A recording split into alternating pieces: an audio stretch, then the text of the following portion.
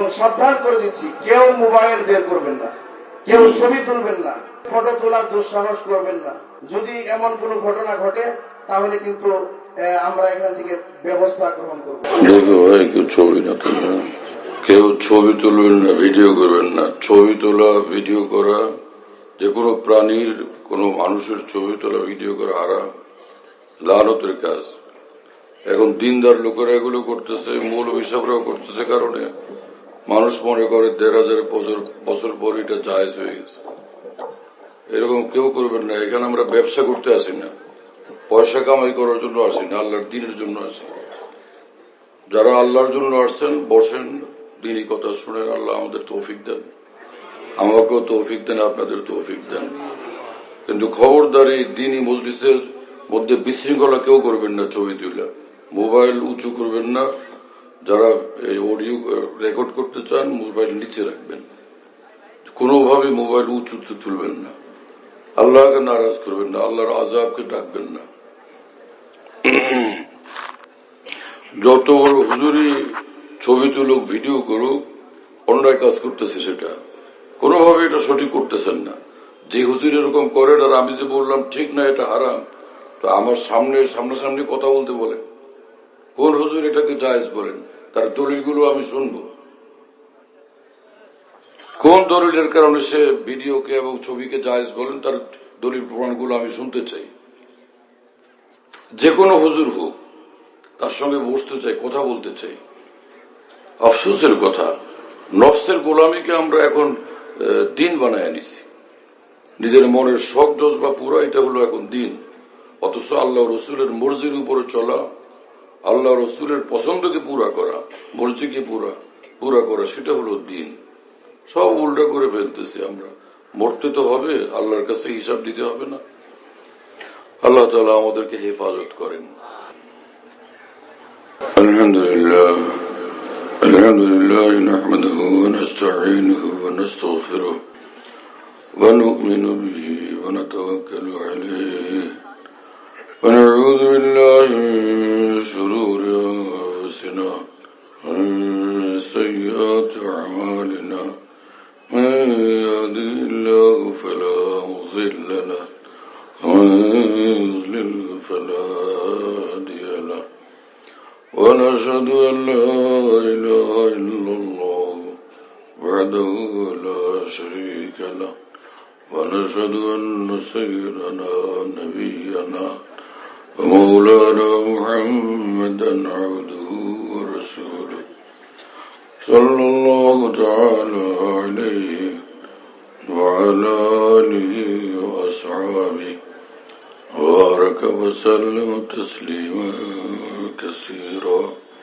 أما بعد، فأعوذ بالله من الشيطان الرجيم. بسم الله الرحمن الرحيم. إن المتقين في جنات ونهر في مقعد صدق عند مليك مقتدر. صدق الله مولانا العظيم. وقال رسول الله صلى الله تعالى عليه وسلم: إن أولى الناس به المتقون من كانوا حيث كانوا. وقال عليه الصلاة والسلام: البركة مع أكابركم. أو كما قال رسول الله صلى الله تعالى عليه وسلم. আল্লাহ পাক জাল্লা জালালুহু ওয়া মানওয়ালুহু আমাদের সকলকে মাফ করে দেন, সকল মুসলমানকে মাফ করে দেন। জান্নাতুল ফিরদাউস আমাদের জন্য মঞ্জুর করেন, জাহান্নাম থেকে আমাদেরকে বাঁচান, দ্বীনের সহি বুঝ দান করেন, দ্বীনের জন্য দিওয়ানা বানান, আল্লাহর জন্য দেওয়ানা বানান। নূরওয়ালা বন্দিগিওয়ালা জিন্দেগি আল্লাহ আমাদের সকলকে নসিব করেন, সমস্ত মুসলমানকে নসিব করেন। কাফের মুশরিকদেরকে দ্বীন ঈমান কবুলের জন্য আল্লাহ তৌফিক দান করেন। আমার ভাই, বড় জিনিস হলো যে আল্লাহ আমার উপর খুশি হয়ে যান, আল্লাহ আমার উপর রাজি হয়ে যান। আমি আল্লাহর কসম করে বলি, যে বান্দার উপর আল্লাহ রাজি হয়ে গেছেন, খুশি হয়ে গেছেন, ওর মতো এত বড় বাদশাহী কারো নাই। যার উপরে আল্লাহ রাজি, আল্লাহ খুশি, তো সে সবচেয়ে বড় বাদশাহ। আর আল্লাহ যার উপর নারাজ, ওর মতো কপাল পোড়ার কেউ নাই। ও দুনিয়াও শেষ, আখেরাতও শেষ। দুনিয়া বরবাদ, আখেরাত বরবাদ। ভারতের মহান বুজুর্গ ছিলেন হাকিমুল উম্মত মাওলানা আশরাফ আলী থানভী রহমতুল্লাহ আলীর খলিফা খাজা আজিজুল হাসান মরজুব রহমতুল্লাহ আলী। তিনি বলেন যে, হে প্রিয় মাওলা, जो तू मेरा तो सब मेरा, फलक मेरा जमी मेरी, अगर एक तू नहीं मेरा तो कोई शय नहीं मेरी। হে আল্লাহ, আপনি আমার তো সব আমার, আপনি আমার তো আসমান আমার, এই জমিন আমার, এই পৃথিবী আমার। আপনি নারাজ তো আমার সব শেষ, সব বরবাদ, দুনিয়া বরবাদ, আখেরাত বরবাদ। আল্লাহ তাআলা আমাদের তৌফিক দেন যে আমরা আল্লাহকে রাজি করার জন্য বেচैन হয়ে যাই, বেকরার হয়ে যাই। যেখানেই থাকি আল্লাহর খুশির জন্য অস্থির থাকি, বেকরার থাকি যে আল্লাহ আমার উপর রাজি হন, আল্লাহ আমার উপর খুশি হন। হযরত হাকিমুল উম্মত মুজাদ্দিদুল মিল্লাত মাওলানা আশরাফ আলী থানভী রহমতুল্লাহ আলী এত বড় মানুষ ছিলেন যে 2000-এরও বেশি তার কিতাবাদি আছে পৃথিবীতে। আল্লাহ পাক কারো দ্বারা এরকম কাজ না নিলে এত বড় কাজ এই সংক্ষিপ্ত জীবনে সম্ভব না। শ্রী হাকিমুল উম্মত মাওলানা আশরাফ আলী থানভী রহমতুল্লাহ আলী বলেন, আমি সব মুসলমান ভাই বোনদেরকে বলি, যেখানেই থাকবেন সর্বদা আল্লাহর মহব্বতে বেচैन থাকবেন, আল্লাহর জন্য আল্লাহর মহব্বতে সর্বদা বেচैन থাকবেন। দস্ত বকার দিল বয়ার। বাংলাদেশের বিখ্যাত হুজুর মাওলানা শামসুল হক ফরিদপুর রহমতুল্লাহ আলাইহি মুসলমানদেরকে বারবার বলতেন, ভাইরা হাতে কাজ করো, দিল আল্লাহর সঙ্গে মশগুল রাখো, অন্তর আল্লাহ থেকে গাফেল না হয়। গুনাহ করা নিষেধ, গাফেল হওয়াও নিষেধ, তাই না? গুনাহ তো গুনাহ। মহিউসুন্নাহ মাওলানা শাহ আবরার আখতার রহমতুল্লাহ আলাইহি ভারতের বিখ্যাত হুজুর, তিনি বারবার বলতেন মজলিসগুলোতে, আমার ভাই আল্লাহকে ভয় করি, গুনাহ ছাড়ি, কোন কবিরা গুনাহ আমার দ্বারা না হয়। একটা মাত্র কবিরা গুনাহ জাহান্নামে নেওয়ার জন্য যথেষ্ট। অনেক মানুষ এই ভুলের মধ্যে আছে, পাগড়ি আছে, ইসলামী পোশাক আছে, এশরাক আছে, তাহাজ্জুদ আছে, আওয়াবিন আছে, হ্যাঁ, বড় বড় আমল আছে, ওয়াজ আছে, হাজার হাজার মানুষ তার হাতে মুসলমান হচ্ছে, কিন্তু তার জবান গীবত থেকে এখনো হেফাজত হয়নি।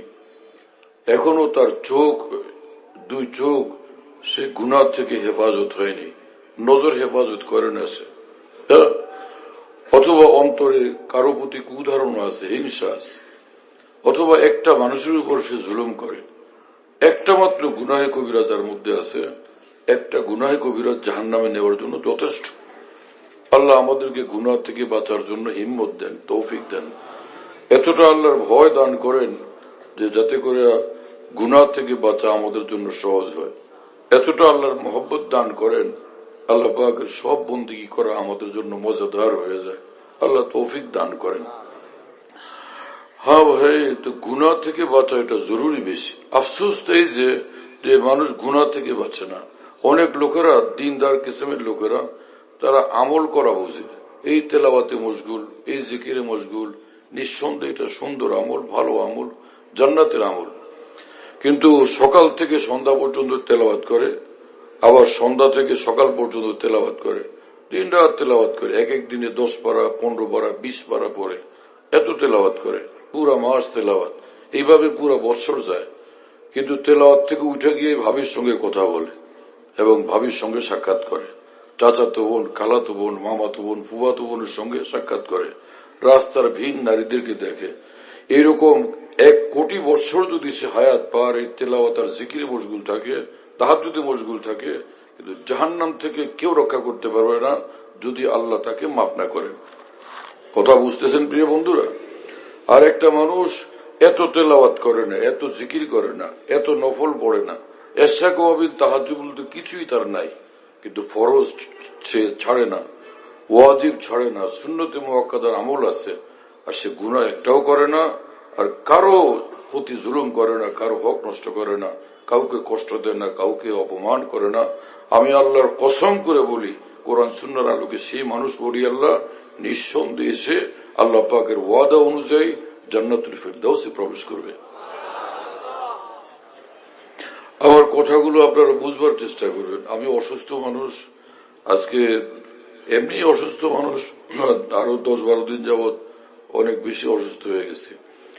আসি মুসলমান ভাইদের কাছে, এরকম মাহফিলে তো আমি এখন যাই না, ইসলাহি জলসা হলে সেখানে যাই। মাহফিলগুলোতে ছবি তুলে ভিডিও করে বহু হুজুররা আছেন, কেউ ছবি তুলতে বড় উল্লাস বোধ করেন, কেউ আবার ছবি না পছন্দ করেন, কেউ আবার কঠিন ভাবে ছবিকে নিষেধ করেন। বিভিন্ন ধরনের হুজুররা আছেন। একই স্টেজে এত তাল, দিন তো একটাই, একদিনের এত রং কিভাবে হয়? হ্যাঁ, একই বিষয়ের ক্ষেত্রে কেউ বলে এটা ঢিলা ঢালা বিষয়, কেউ আবার একদমই এটা নিয়ে খুশি, আর কেউ এটাকে হারাম বলতেছেন। দিনের একটা বিষয় নিয়ে এরকম তামাশা, আল্লাহর ভয় থাকলে তামাশাবাজি কিভাবে সম্ভব? আফসোসের কথা।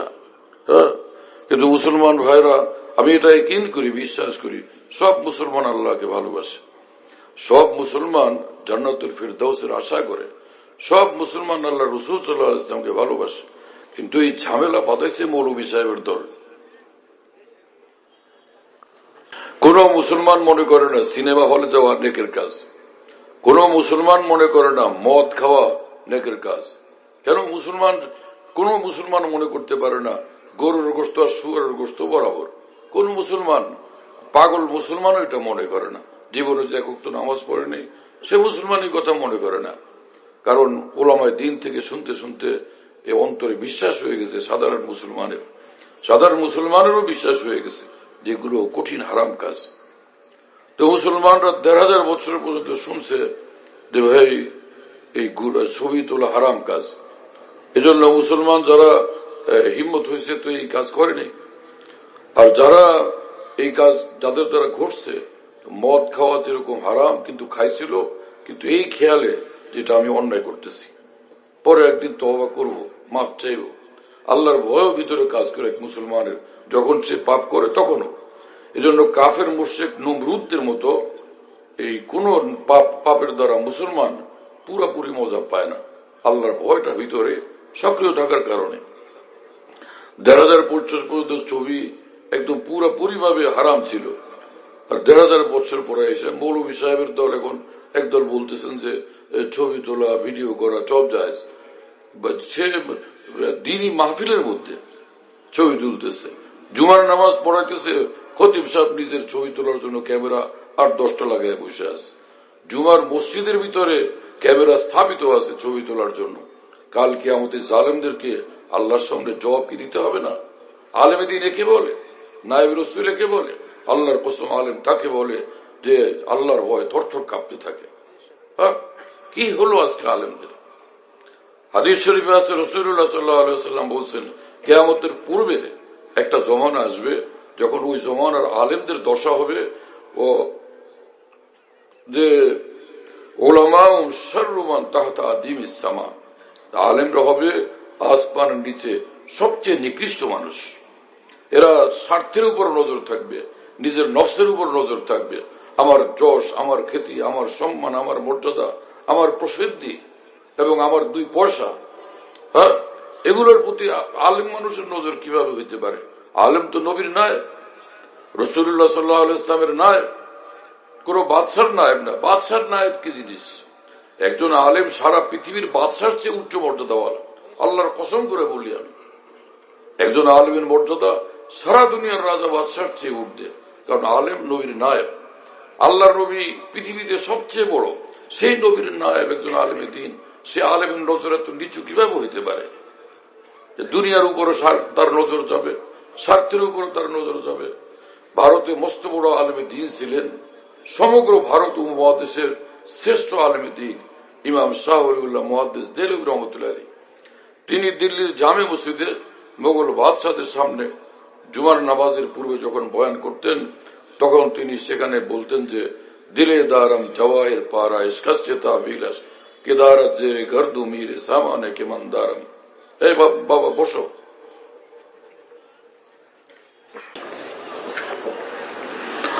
তিনি বলতেন যে হে মোগল বাদশারা শোনো, আল্লাহ এমন একটা অন্তর আমাকে দান করছেন নিজ দয়াতে, যে অন্তরটা ঈমানের নূরে ভরা, আল্লাহর মহব্বতের মণিমুক্তায় ভরপুর।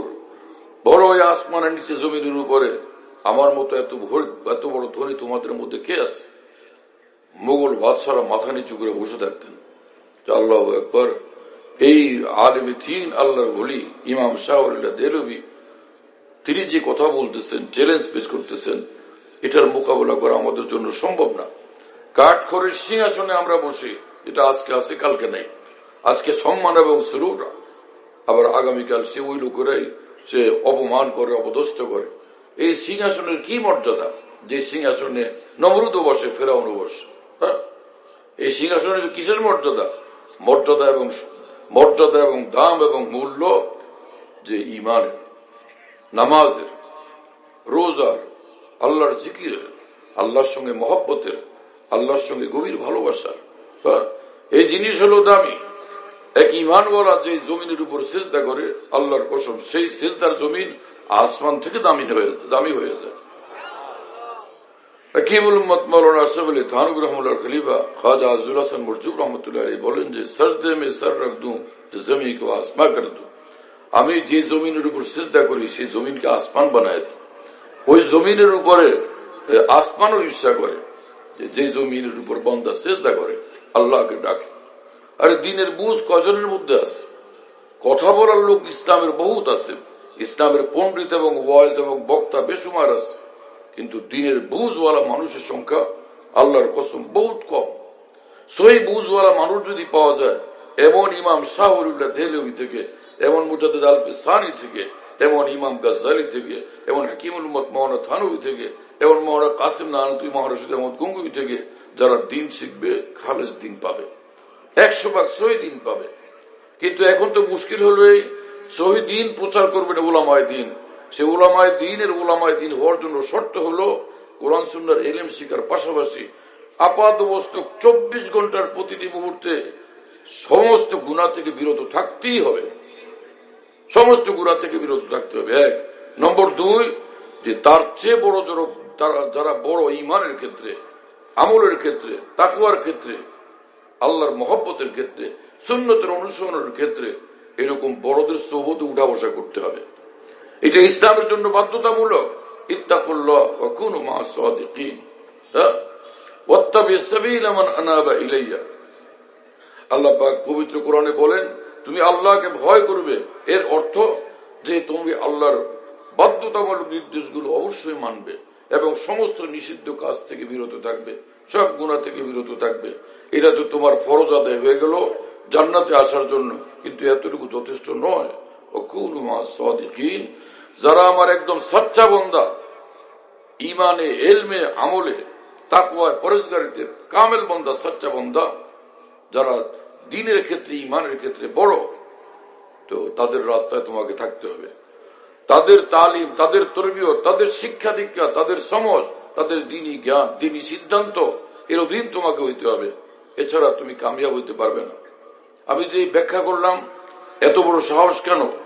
হ্যাঁ, এক তো কোরআন সুন্নাহর দলিল প্রমাণাদি আছে, আর সে সমস্ত মানুষদের কর্তব্য, মুসলমানদের কর্তব্য যে সাহাবা, তাবিঈন, তাবে তাবিঈনকে মানা। এবং কোরআন শরীফ আল্লাহ শুধু এই পর্যন্ত থামেন নাই যে আমার নবী রাসূলদেরকে মানবা, সাহাবা, তাবিঈনকে মানবা। হ্যাঁ, এতটুকু বললে থামেন না রব্বুল আলামিন। আজীব কথা বলছেন আল্লাহ পাক পবিত্র কোরআনে বলেন যে ওয়াস-সাবিকুনাল আউয়ালুন মিনাল মুহাজিরিন ওয়াল আনসার ওয়াল্লাযীনা তাবাউহুম বিইহসান রাদিয়াল্লাহু আনহুম ওয়া রাযু আন ওয়া আ'আদ্দা লাহুম জান্নাতিন তাজরি তাহতাল আনহার। আল্লাহ পাক বলেন যে আমার নবীর সাহাবীরা তারা সকলে দ্বীন ঈমানের ক্ষেত্রে, ইসলামের ক্ষেত্রে আল্লাহর সন্তুষ্টির পথে 1 নম্বর এবং অগ্রগামী এবং ফার্স্ট ক্লাস ফার্স্ট। আস-সাবিকুন আল-আউয়ালুন, তারা সকলে অগ্রগামী আল্লাহর দ্বীনের ক্ষেত্রে, আল্লাহর সন্তুষ্টির পথে, এবং তারা সকলেই ফার্স্ট ক্লাস ফার্স্ট, 1 নম্বর। ওয়াল্লাযীনা তাবাউহুম বিইহসান, এবং কিয়ামত পর্যন্ত এই সাহাবাদের যারা সচ্চা অনুসারী, রাদিয়াল্লাহু আনহু ওয়া রাযু আন, আমি এদের সকলের উপর খুশি যেভাবে আমার উপর তারা খুশি। কি কথা বুঝতেছেন প্রিয় বন্ধুরা? হ্যাঁ, আমি যখন ছোটবেলা তখন দাড়ি মুছ হয় নাই, উসুল শাসি পড়ি। ওর মধ্যে দেখলাম যে আমার যে কিতাবটা বড় সাইজের আরবি হাসিয়াওয়ালা, ওর মধ্যে ইমাম আবু হানিফার নাম লেখা, সঙ্গে লেখা রাজিয়াল্লাহ আনহু, রাজিয়াল্লাহ আনহু। তা আমি তখন মনের মধ্যে আমার জাগলো যে ভাই, যে রাজিয়াল্লাহ তাআলা আনহু সাহাবীদের জন্য বলে, একজন হলেন রাজিয়াল্লাহ আনহু, আর মহিলা হল রাজিয়াল্লাহ আনহা, আর সব পুরুষ লোক সাহাবা দুইজন বা মহিলা রাজিয়াল্লাহ আনহুমা, তিনজন হলে রাজিয়াল্লাহ আনহুম, আর মহিলা কয়েকজন হলে রাজিয়াল্লাহ আনহুন্না। তো যাই হোক, রাজিয়াল্লাহ আনহু তো সাহাবীদের জন্য বলে। ইমাম আজমের নামের সঙ্গে কিতাবের মধ্যে লেখা রাজিয়াল্লাহ আনহু, কাউকে জিজ্ঞেস করি নেই। কারণ দেখা গেছে যে হুজুরদের জিজ্ঞেস করলে অধিকাংশ হুজুর বলেন যে এটা দারুল ইফতা জিজ্ঞেস করো। সব সময় দেখছি যে ইফতা বিভাগে জিজ্ঞেস করো, ওনারা ব্যাখ্যা দিবেন এবং ফতোয়া দিবেন। এরকম বারবার ঘটতে ঘটতে আর জিজ্ঞেস করতাম না, ওই সবক পড়তাম যা হুজুররা পড়াই দিতেন। দিলের মধ্যে বেচাইনি ছিল যে কারণটা কি। আমি যখন বরিশাল মাহমুদিয়া মাদ্রাসায় পড়ি, ছাত্র জীবন, ওরকম কাফিয়া বা সরজ আমি পড়ি। ওই সময় হঠাৎ একদিন দেখলাম যে মাইকিং হচ্ছে শহরে, হযরত খাজা মঈনুদ্দিন চিশতি রাদিয়াল্লাহু আনহুর জীবনী সম্পর্কে অমুক জায়গায় আলোচনা হবে। তখনও ভাবলাম যে রাদিয়াল্লাহু আনহু বলে কি কথা বোঝেন নাই, কিন্তু কাউকে যে জিজ্ঞেস করে এটার ব্যাখ্যা পাবো মুশকিল ব্যাপার। অনেক বিষয়, বেশ কিছু বিষয় এরকম আছে বহু আলেম ওলামাদেরও এগুলোর সমাধান সহজে থাকে না, অনেক বড় আলেম হওয়া ছাড়া। এজন্য আলেমদের উচিত দাওরা পাশ করে ঘরে বসে না থাকা। আলেমদের উচিত দাওরা পাশ করার পরে সে তাফসিরের কিতাব পড়তে থাকা, হাদিসের শুরুয়াত পড়তে থাকা, এবং এর সঠিক ব্যাখ্যা কোনটা এটা বুঝার জন্য আকাবের দ্বীনের কিতাবাদি পড়তে থাকা।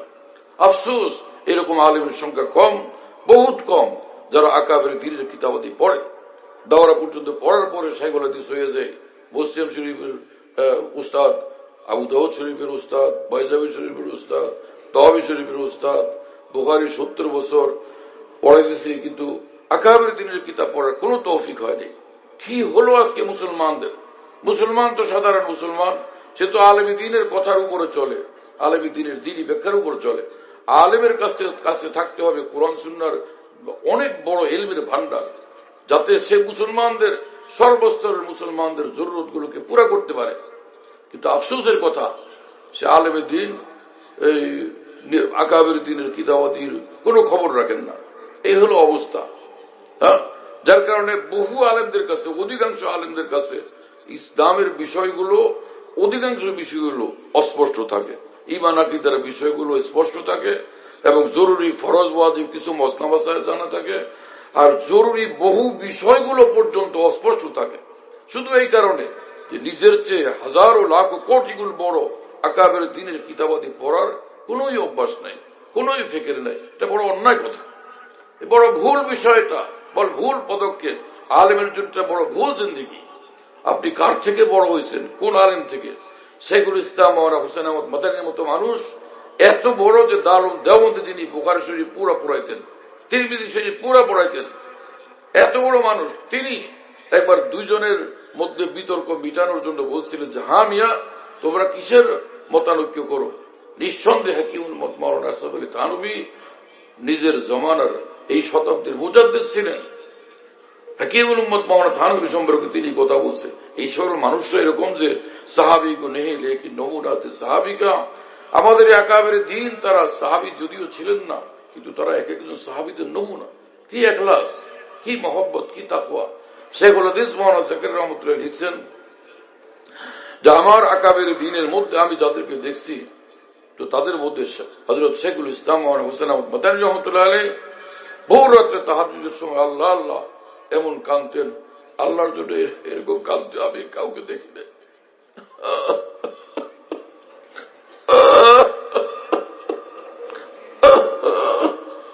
আল্লাহ আমাদেরকে আমাদের আকাবের দ্বীনের মতো দ্বীন ঈমানওয়ালা বানান, ওই রকম আল্লাহর মহব্বত আমাদেরকে দান করেন। আল্লাহু আকবার, কি মানুষ তারা ছিলেন। সেই মাওলানা হোসেন আহমদ মাদানী রহমাতুল্লাহ আলাইহি তিনি বলছেন এই কথা, হযরত মাদানী বল বুঝাতে আছে যে আমি সব উলামাদেরকে বলি, সব মুসলমানদেরকে বলি, আপনারা হাকিমুল উম্মত মাওলানা আশরাফ আলী থানভীর কিতাবাদি পড়বেন, তার মুলফুজাত মাওয়াইজ পড়বেন দ্বীনি জিন্দেগি বানানোর জন্য। বিশ্বের বিখ্যাত এক আলেমে দ্বীন ছিলেন। পরবর্তীতে হযরত মাওলানা আবুল হাসান আলী নদভী রহমতুল্লাহ আলী সারা দুনিয়া সমগ্র পৃথিবীতে তিনি সফর করছেন, শুধু এশিয়া না, সারা পৃথিবীতে সফর করছেন, দুনিয়ার আনাচে কানাচে সফর করছেন। সারা বিশ্ব থেকে তাকে টাকা হইতো দ্বীন সম্পর্কে কথা বলার জন্য। এবং সে শুধু দ্বীনের লাইনের লোক না, দুনিয়ার লাইনের লোকেরা পর্যন্ত তার ভাষণ শুনতেন। সে মাওলানা আবুল হাসান আলী নদভী রহমতুল্লাহর মলফুজে আমি পড়ছি এটা। তিনি বলেন যে আমার নদওয়াতুল উলামা লখনৌকে নিয়ে আমার ভীষণ ব্যস্ততা, সারা পৃথিবীর সফর নিয়ে ব্যস্ততা। আমি দ্বীনি কিতাবাদি লিখতে থাকি, আমার সেই ব্যস্ততা এত সত্য রীতিমতো নিয়মিত আমি হাকিমুল উম্মত মাওলানা থানভীর কিতাবাদি পড়ি, মলফুজাত মাওয়াইজ পড়ি, তার কথাগুলো পড়ি, তার থেকে দ্বীন শিখি, নিজের ইমানের নূর বাড়ানোর চেষ্টা করি। আপনাদেরকেও বলি, আপনারাও পড়বেন। হ্যাঁ, কয়জন এরকম আলেমে দ্বীন আছেন যিনি বুখারী শরীফ পড়ান, মুসলিম শরীফ পড়ান, মাদ্রাসার বড় আলেম, কিন্তু তার শিয়রের কাছে মাথার পাশে আকাবের দ্বীনের কোন কিতাব আছে? নিজের জিন্দেগিকে বানানোর জন্য আকাবের অনুসরণ জরুরি। আর কার কথা বলবেন? মুসলমান কি মুহাম্মদ রাসূলুল্লাহ সাল্লাল্লাহু আলাইহি ওয়াসাল্লামের হেদায়েতকে প্রত্যাখ্যান করবে? মুস্তাদরাকে হাকিমে হাদিস শরীফ আছে, তবরানীতে হাদিস শরীফ আছে, সহিহ ইবনে হিব্বানে হাদিস শরীফ আছে। আব্দুল্লাহ ইবনে আব্বাস রাদিয়াল্লাহু তাআলা আনহু বলেন, قال رسول الله صلى الله عليه وسلم البركة مع أكابركم, দুজাহানের সমস্ত কল্যাণ এবং কামিয়াবি আকাবের দ্বীনের পথে। আকাবের দ্বীন মানে যে মিথ্যা বলে, আকাবের দ্বীন মানে যে পর্দা করে না, আকাবের দ্বীন মানে যার যে চোখের খেয়ানত করে, আকাবের দ্বীন মানে যার মধ্যে কোরআন সুন্নাহর বিপুল ইলম আছে, সে মোতাবেক পাকা আমলি জিন্দেগি আছে। ইলম যাকে বড় বানায়, দ্বীন যাকে বড় বানায়, আল্লাহর ভয়, আল্লাহর মহব্বত, আল্লাহর আনুগত্য যাকে বড় বানায়, তারা আকাবের দ্বীন, আল্লাহর দ্বীনের ক্ষেত্রে বড়। রাসূলুল্লাহ সাল্লাল্লাহু আলাইহি ওয়াসাল্লাম স্পষ্ট হেদায়েত দিয়ে গেছেন, তোমরা যদি আল্লাহর রহমত আর বরকতের পথে, কল্যাণের পথে, কামিয়াবির পথে হাঁটতে চাও, থাকতে চাও, তোমাদেরকে আকাবের দ্বীনের রাস্তায় চলতে হবে। এজন্য হক্কানি উলামাদের মধ্যে এটা সবসময় ছিল যে নিজের চেয়ে যারা বড়, সেই বড় উলামায়ে দ্বীনের অনুসরণ তারা করছেন। সমগ্র পৃথিবী কাঁপত যাদের ইলমে, আল্লামা সৈয়দ সুলাইমান নদভী রহমতুল্লাহ আলাইহি, শাইখুল ইসলাম মাওলানা জাফর আহমদ উসমানী রহমতুল্লাহ আলাইহি, আল্লামা শাব্বির আহমদ উসমানী রহমতুল্লাহ আলাইহি, আল্লামা আনোয়ার শেখ কাশ্মীর রহমতুল্লাহ আলাইহি, সারা পৃথিবী যাদের সামনে মাথা নত করতে বাধ্য, এত বড় আলেম হওয়া সত্ত্বেও তারা গিয়া কোন কামেল আলেমে দ্বীন আল্লাহওয়ালা, কোন আলেমে দ্বীন আল্লাহওয়ালা কামেল ওলি আল্লাহর সঙ্গে সম্পর্ক রাখছেন, নিজেকে মানুষ হিসেবে গড়ার জন্য, আল্লাহর ওলি বানানোর জন্য, মুত্তাকি পরেজগার হওয়ার জন্য। এত বড় যারা, যাদের সম্পর্কে হাকিমুল উম্মত মাওলানা থানভীর মতো মানুষ বলতেন, এই মাওলানা রশিদ আহমদ গঙ্গুহি, এই মাওলানা কাসেম নানতুবি, তারা ইমাম গজ্জালি থেকে, ইমাম ফখরুদ্দিন রাজি থেকে কোনোভাবে কম না। সেই বড় মানুষ, সেই মাওলানা রশিদ আহমদ গঙ্গুহি রহমতুল্লাহ আলাইহি, মাওলানা কাসেম নানতুবি রহমতুল্লাহ আলাইহি, তারা পর্যন্ত কি হাজি ইমদাদুল্লাহ মুহাজিরের মুক্তির সামনে হাজির হয়েছেন, লম্বা জমানা সোহবতে থাকছেন। লোকেরা জিজ্ঞেস করলো মাওলানা রশিদ আহমদ গঙ্গুহিকে, আপনি বর্তমান বিশ্বের সর্বশ্রেষ্ঠ ফকিহ, সবচেয়ে বড় মুহাদ্দিস আলেমে দ্বীন, আপনি কেন গেছেন এই হুজুরের কাছে, হাজি ইমদাদুল্লাহ সাহেবের কাছে? হ্যাঁ, তিনি বুজুর্গ ওলি আল্লাহ, আমরা শ্রদ্ধা করি, ঠিক আছে, আপনার কি দরকার সেখানে যাওয়ার? हजरत मौलाना रशीद अहमद गंगवी रहमतुल्लाह अलैह बोलें, हम इसलिए गए हाजी साहब के पास ताकि हमारी मालूमात मामूलात बन जाए। আমি এই জন্য গেছি হাজি ইমদাদুল্লাহর মতো এত বড় আরেফে কামেলের নিকট, যাতে এলেম যার শেখার তৌফিক হয়েছে কোরআন সুন্নাহর মাধ্যমে, সে এলেমের উপর জন্য আমলি জিন্দেগি নসিব হয়। আমি কামিয়াব হব আমলি জিন্দেগি থাকলে, শুধু এলেমের দ্বারা না। আমি জান্নাত পাবো আমলি জিন্দেগি থাকলে, আমি নাজাত পাবো আমার আমলি জিন্দেগি থাকলে, আমি আল্লাহকে পাবো আমার আমলি জিন্দেগি থাকলে, আল্লাহর ওলি হব আমলি জিন্দেগি থাকলে। আমলি জিন্দেগির জন্য কোরআনের হিদায়াত, ওয়াকুনু মা'আস সাদিকিন, सादिकीन जरा हकीम उम्मत तर्जुमा एक वाज़े और सच्चों के साथ रह पड़ो, জীবন কাটাও সাদিকিনের সঙ্গে, আল্লাহ ওয়ালাদের সঙ্গে। হ্যাঁ, শুনতেছেন প্রিয় বন্ধুরা? এবং কোরআনের নির্দেশ, আল্লাহ পাক বলেন ওয়াত্তাবি সাবিলা মান আনাবা ইলাইয়া, দিনরাত 24 ঘন্টা সর্বক্ষণ যারা একদম শরীয়তের অনুসরণের মাধ্যমে, আল্লাহর হুকুম পালনের মাধ্যমে পূর্ণাঙ্গভাবে শতভাগ আল্লাহ মুখী থাকেন, মুনিবিন ইলাল্লাহ থাকেন, তোমরা তাদেরকে অনুসরণ করবে। আল্লাহর কোরআনে আল্লাহ পাক কি কথা বলছেন। বহু মুসলমানের এই খবর নাই, যারা দ্বীনের কথা বলেন, ওয়াজ করেন। আফসোসের কথা হলো এই, আপনাদের হাজারো কথার দ্বারা মুসলমানের ফায়দা হয়, কিন্তু আমাদের কর্তব্য হচ্ছে যারা দ্বীনের কথা বলেন মুসলমানদেরকে বুনিয়াদী বিষয়গুলো ধরায় দেওয়া, সেই রাস্তার উপর উঠায় দেওয়া। তার মধ্যে একটা বিষয় হলো আকাবের দ্বীনের অনুসরণ করা লাজিম, বাধ্যতামূলক, সিরাতুল মুস্তাকিমের উপর থাকার জন্য, হক পথে থাকার জন্য। সেই কথা তো বলা হয় না। বরং আশ্চর্যের বিষয় হলো বহু মৌলবী সাহেব দাওরা পাস, তারা আকাবের বিরুদ্ধে কথা বলেন। গুমরাহির আর কি প্রয়োজন আছে? আপনার এক কথাই গুমরাহির জন্য যথেষ্ট যে আপনি আকাবের দ্বীনের বিরুদ্ধাচরণ করেন।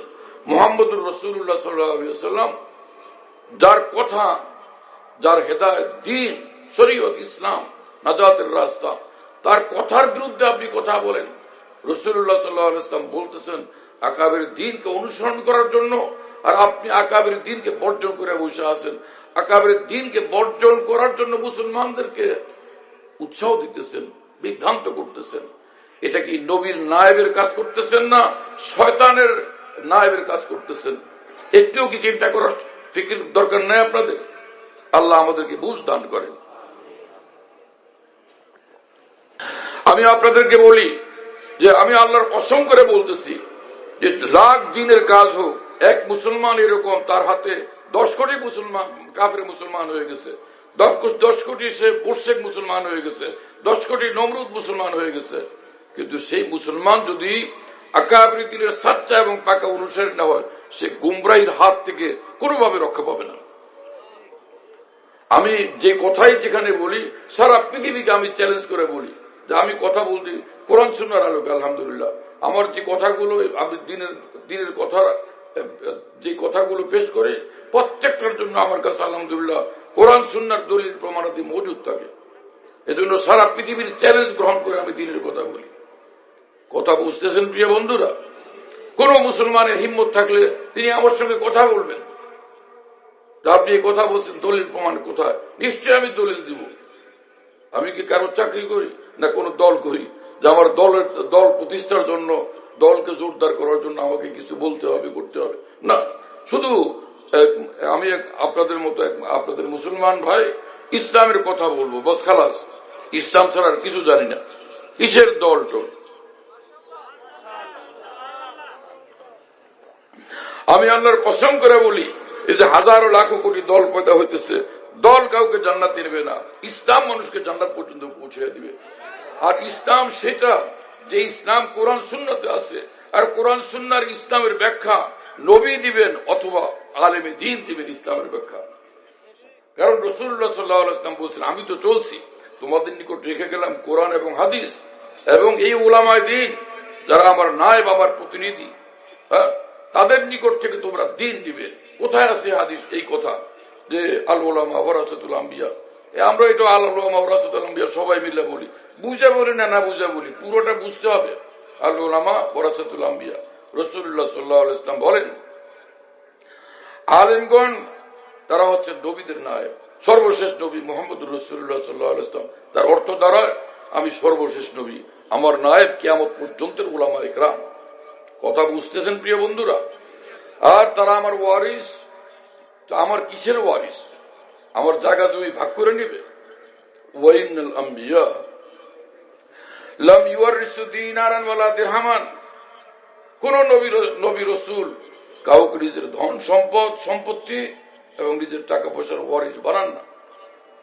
ইন্নামা ওয়ারাসুল ইলম, নবী রাসূলগণ ওয়ারিস বানান আসমানি ইলমের, যে ইলমই হেদায়েত। মাসালু মা বাসারিল্লাহু বিহি মিনাল হুদা ওয়াল ইলম কামাসালিল গায়সিল কাসীর। রাসূলুল্লাহ সাল্লাল্লাহু আলাইহি ওয়াসাল্লাম বলছেন, আসমান থেকে আল্লাহ পাক জিবরিল আমিনের মাধ্যমে যে ওহির মাধ্যমে যে এলম আমাকে দান করছেন, এটাই হলো হেদায়েত, এটাই হেদায়েতের রাস্তা। যালিকাল কিতাবু লা রাইবা ফীহি হুদাল লিল মুত্তাকিন। আল্লাহ পাক বলছেন যে কোরআন দিলাম, এই কোরআনের এলম এটা সে হেদায়েত যার আলোকে তোমরা মুত্তাকি হবে এবং আল্লাহর ওলি হবে, জাহান্নাম থেকে মুক্তি লাভ করে তোমরা জান্নাতে যাবে। তো এলম জরুরি। তো নবী রাসূলগণ কিসের ওয়ারিস বানান? ইন্নামা ওয়ারাসুল ইলম। রাসূলুল্লাহ সাল্লাল্লাহু আলাইহি ওয়াসাল্লাম বলেন, আমি স্পষ্ট করে দিই, তারা শুধুমাত্র এলেমের ওয়ারিস বানান। আমার নিকট যে এলেম আছে, যেটা আল্লাহ আমাকে দান করছেন, ইন্নামা আনা কাসিম আল্লাহু ইউতি, আল্লাহ আমাকে আসমান থেকে দেন, আমি দিন রাত সেটা তোমাদের মধ্যে বিতরণ করি, বন্টন করি। শুনতেছেন প্রিয় বন্ধুরা? এর পরের কথা কি, ফিনিশিং কি দেখেন, সেটার দিকে কোনো নজর নাই, খালি আল উলামা ওয়ারাসাতুল আম্বিয়া। আরে ভাই, ফিনিশিং কি, শেষ কথা কি, ফাইনাল কথা কি? ফামান আখাযাহু আখাযা বিহাজ্জিন ওয়াফির। রাসূলুল্লাহ সাল্লাল্লাহু আলাইহি ওয়াসাল্লাম আলেমদেরকে নবীর ওয়ারিস বলার পর তিনি বলেন, এই উলামায়ে দ্বীন থেকে যারা ইলমে দ্বীন গ্রহণ করবে, শ্রেষ্ঠ সম্পদ, বড় সম্পদ, বিশাল সম্পদের তারা অধিকারী হবে। এই কথা বলছেন রাসূলুল্লাহ সাল্লাল্লাহু আলাইহি ওয়াসাল্লাম। সারা পৃথিবীতে মুসলমানদের এত দিনের কাজ, এত দিনই মেহনত এবং খেদমত, হ্যাঁ, এত দিনই কিতাবাদি লেখা, এত ওয়াজ মাহফিল, এত বক্তৃতা বয়ান, সবকিছু চলতেছে, কিন্তু তারপরও মুসলমানরা কেউ বিভ্রান্তির শিকার, কেউ গুমরাহির শিকার, কেউ একটা বলে, কেউ একদম তার বিপরীতটা বলে। এই ঝামেলাগুলো পয়দাই হয়েছে হক্কানি উলামায়ে দ্বীন এবং পাকা মজবুত উলামায়ে দ্বীন, রব্বানি উলামায়ে দ্বীন, আল্লাহওয়ালা উলামায়ে দ্বীন থেকে দূরে থাকার কারণে এবং তাদের বিপরীতে চলার কারণে, সেই উলামায়ে দ্বীনকে অনুসরণ না করার কারণে, বরং সেই উলামায়ে দ্বীনের উল্টা দিকে, বিপরীত দিকে চলাকে দ্বীন বলার কারণে। আমার কথা বুঝতেছেন আপনারা ভাইরা? কি বলবো আজকে, কাকে বলবো?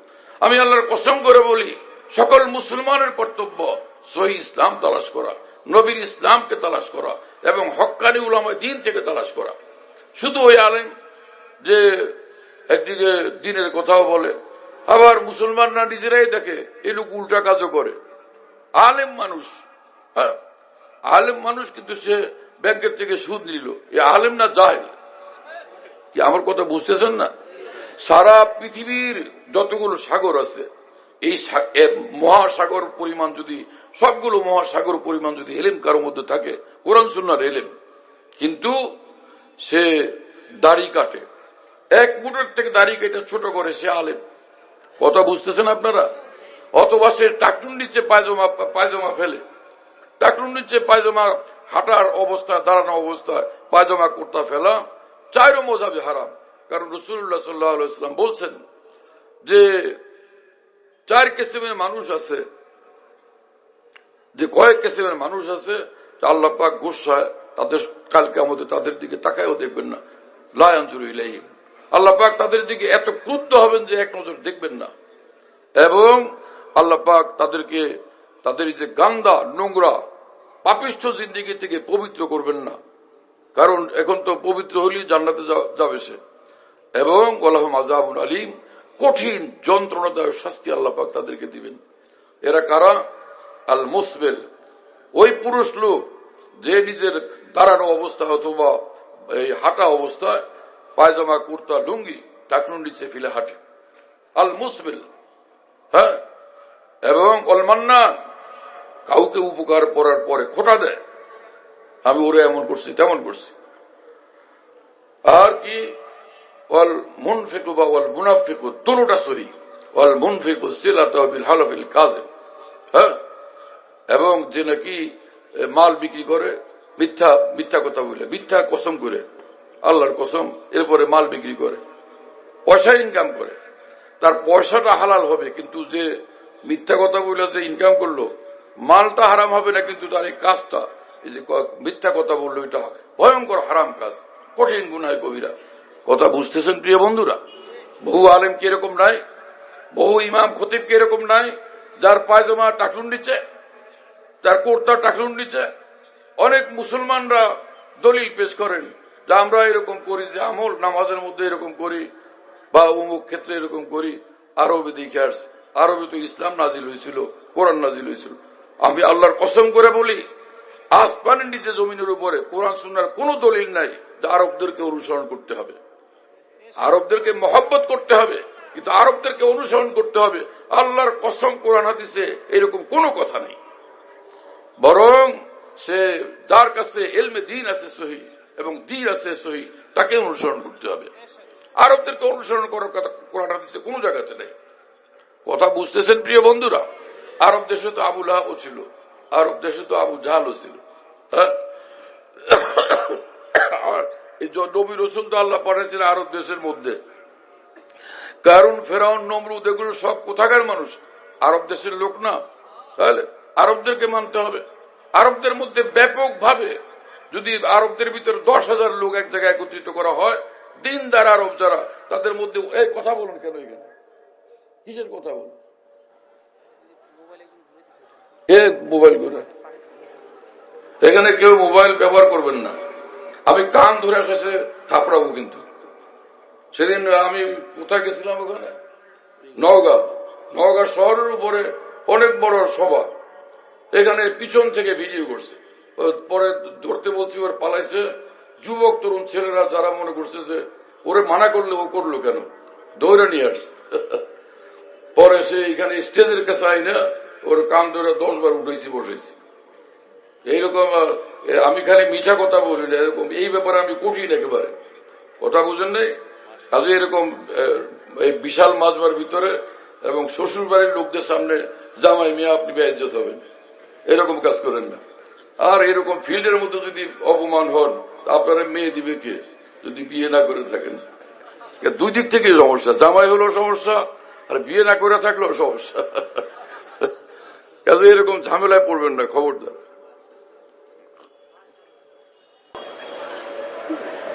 হ্যাঁ, আল্লাহ আমাদেরকে মাফ করেন। আমার অন্তরের ব্যথা এটা। মুসলমানরা আল্লাহকে চায়, দিন চায়, ইসলাম চায়, কিন্তু মুসলমানরা ভুলের মধ্যে পড়লো কেন? আমাদের কারণে।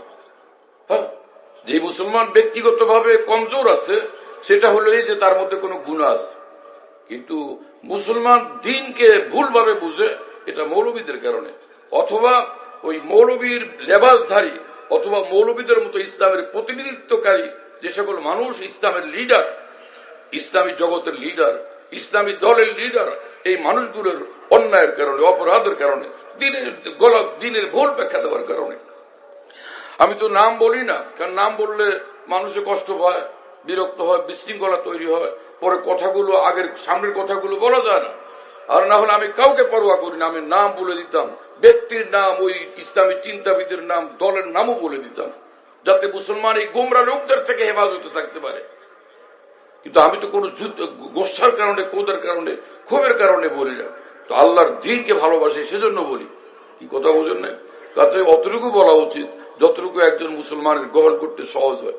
চিৎকার দিয়ে বললাম, আর যাদের উপর কথাগুলো পড়লো তারা কষ্ট পেয়ে আরো বিরক্ত হয়ে আরো খারাপ রাস্তা, ভুল রাস্তা, গুমরাহির রাস্তার দিকে অটল হয়ে গেল। তো আমার ফায়দাটা কি হলো? এজন্য নাম বলি না, ব্যক্তির নামও না, দলের নামও না, কিন্তু ভুলগুলোকে ধরায় দেওয়ার চেষ্টা করি, যাতে মুসলমান খাঁটি মুসলমান হয়ে কবরে যেতে পারে। কি কথা বুঝতেছেন প্রিয় বন্ধুরা? কথা তো আমার নানান স্টেশন, সাব স্টেশন রয়ে গেছে, কিন্তু কোন দিকে যাই? ওই যে বলতেছিলাম যে ইমাম আবু হানিফা রাহমাতুল্লাহ আলাইহির নামের সঙ্গে রাদিয়াল্লাহু তাআলা আনহু দেখলাম ব্যবহার কি। তো ওই যে আয়াত শরীফ পড়লাম না একটু আগে, ওয়াসাবিকুনাল আউয়ালুন মিনাল মুহাজিরিন ওয়াল আনসার, মুজাদ্দিদ আল-মাসানি আয়াতের ব্যাখ্যা করে বলেন এই সব সাহাবা, মুহাজিরিন এবং আনসার, সব মুহাজির, সব আনসার সাহাবাদের দুটাই জামাত, সকলের সম্পর্কে আল্লাহ পাক কোরআনে বলতেছেন রাদিয়াল্লাহু আনহু ওয়া রাজওয়ান, আমি তাদের উপর খুশি, তারা আমার উপর খুশি। এখন কিছু লোক ইতিহাস ঘাটে এবং বলে সাহাবীরা দুই দলে লড়াই করছেন, এক দল তো ঠিক মনে হয়, আরেক দল তো বেঠিক মনে হয়, হ্যাঁ উল্টা করছেন, তো তাদের হিসাব কিতাব করে। কিন্তু তোমার এই হিসাব কিতাব করার দায়িত্ব কি আল্লাহ দিচ্ছেন না রসুল? তোমার আমার দায়িত্ব হলো দিন মানা, দিনই জিন্দিগি মানে জান্নাতে যাওয়া, জাহান্নাম থেকে মুক্তি পাওয়া, জান্নাতে যাওয়া। এই হিসাব কিতাবের দায়িত্ব কে দিচ্ছে? ইমাম আবু হানিফা রাহমাতুল্লাহ আলাইহিকে যখন জিজ্ঞাসা করা হয়েছে সাহাবীদের দুই জামাতের মধ্যে যুদ্ধ হলো, রক্তারক্তি হলো, এই সম্পর্কে আপনার বক্তব্য কি, আপনার মন্তব্য কি? আমি নিজে পড়ছি এই কথা ইমাম আবু হানিফা রাহমাতুল্লাহির জীবনীতে, আরবি জীবনীতে তিনি বলছেন সেটা একটা আমার রক্তের ইতিহাস, ওই রক্ত আমার মুখে আমি লাগাইতে চাই না, মানে ওই রক্ত লাগায় আমি নিজে বিপদে পড়তে চাই না কাল কিয়ামতে। কি ইসলামী চিন্তাবিদ আর দুঃসাহসী মুসলমান! সাহাবীদের এত বড় মানুষ যারা নবীর হাতে গড়া, তাদের ব্যাপারে উল্টা কথা বললে পরে নিজে কাল কিয়ামতে জাহান্নামে গিয়া হাজির হওয়া লাগবে, জাহান্নামে পড়তে হবে। এত আবেগ, এত উচ্ছ্বাস, এত জজবা কিভাবে সঠিক? যে জজবা, যে চিন্তা, যে গবেষণা, যে সিদ্ধান্ত সোজা জাহান্নামে পৌঁছে দিবে। কথা বুঝতেছেন প্রিয় বন্ধুরা? প্রিয় নবী মুহাম্মদ রাসূলুল্লাহ সাল্লাল্লাহু আলাইহি ওয়াসাল্লাম বলেন যে আল্লাহ আল্লাহ সাহাবী লা তাত্তাখিযু গারাযাম মিন বাদি, খবরদার আল্লাহকে ভয় করো, খবরদার আল্লাহকে ভয় করো। আমার সাহাবীদের ব্যাপারে আল্লাহকে ভয় করো, আমার পরে তাদেরকে তোমরা সমালোচনার লক্ষ্য বস্তু বানাবে না। লা তাত্তাখিযু গারাযান, সমালোচনার লক্ষ্য বস্তু বানাবে না, মিন বাদি, আমার চলে যাওয়ার পরে। রাসূলুল্লাহ সাল্লাল্লাহু আলাইহি ওয়াসাল্লাম এখন আসেন না, চলে গেছেন? তিনি তো বলে গেছেন আমার পরে আমার সাহাবীদেরকে সমালোচনার লক্ষ্যবস্তু বানাবেন না। এই কথাই প্রমাণ করে এমন কিছু ঘটনা ঘটবে যে কথাগুলোর কারণে তোমরা সমালোচনার লক্ষ্যবস্তু বানানোর, তাদের দোষ চর্চা করার, দোষ আলোচনা করার আশঙ্কা বিদ্যমান আছে। সেজন্য তোমাদেরকে সাবধান করি, তোমরা এই কাজ করবে না। লা তাত্তাখিযু গারাযাম মিন বাদি। কি কথা বুঝতেছেন প্রিয় বন্ধুরা? এরপরে এই মুসলমান যারা আবেগী হয়ে ভুল করবে, এক্সিডেন্ট করবে, আখিরাতকে নিজের বরবাদ করবে, তাদেরকে সামাল দেওয়ার জন্য, নিয়ন্ত্রণ করার জন্য, ব্রেক দেওয়ার জন্য রাসূলুল্লাহ সাল্লাল্লাহু আলাইহি ওয়াসাল্লাম এত স্ট্রং ভাষায় ফিনিশিং দিলেন। ফামান আহাব্বাহুম ফাবিহুব্বি হাব্বাহুম, আমার সাহাবীদেরকে যারা ভালোবাসবে, আমাকে ভালোবাসে কারণেই তারা তাদেরকে ভালোবাসবে। ওয়ামান আবগাযাহুম ফাবিবুগযি আবগাযাহুম, আর আমার সাহাবীদেরকে প্রতি যারা বিদ্বেষ রাখবে, আমার প্রতি বিদ্বেষ আছে কারণেই সাহাবীদের প্রতি বিদ্বেষ রাখবে। নাউযুবিল্লাহি তাআলা মিন যালিক। আমি আপনাদেরকে জিজ্ঞাসা করি, এটা কি মুহাম্মদুর রাসূলুল্লাহ সাল্লাল্লাহু আলাইহি ওয়াসাল্লামের হাদিস না? মুসলমান কি রাসূলের হাদিস মানবে না? রাসূলুল্লাহ সাল্লাল্লাহু আলাইহি ওয়াসাল্লামকে মানবে নাকি নিজের ইসলামী লিডারকে মানবে? কি হলো আজকে মুসলমানের?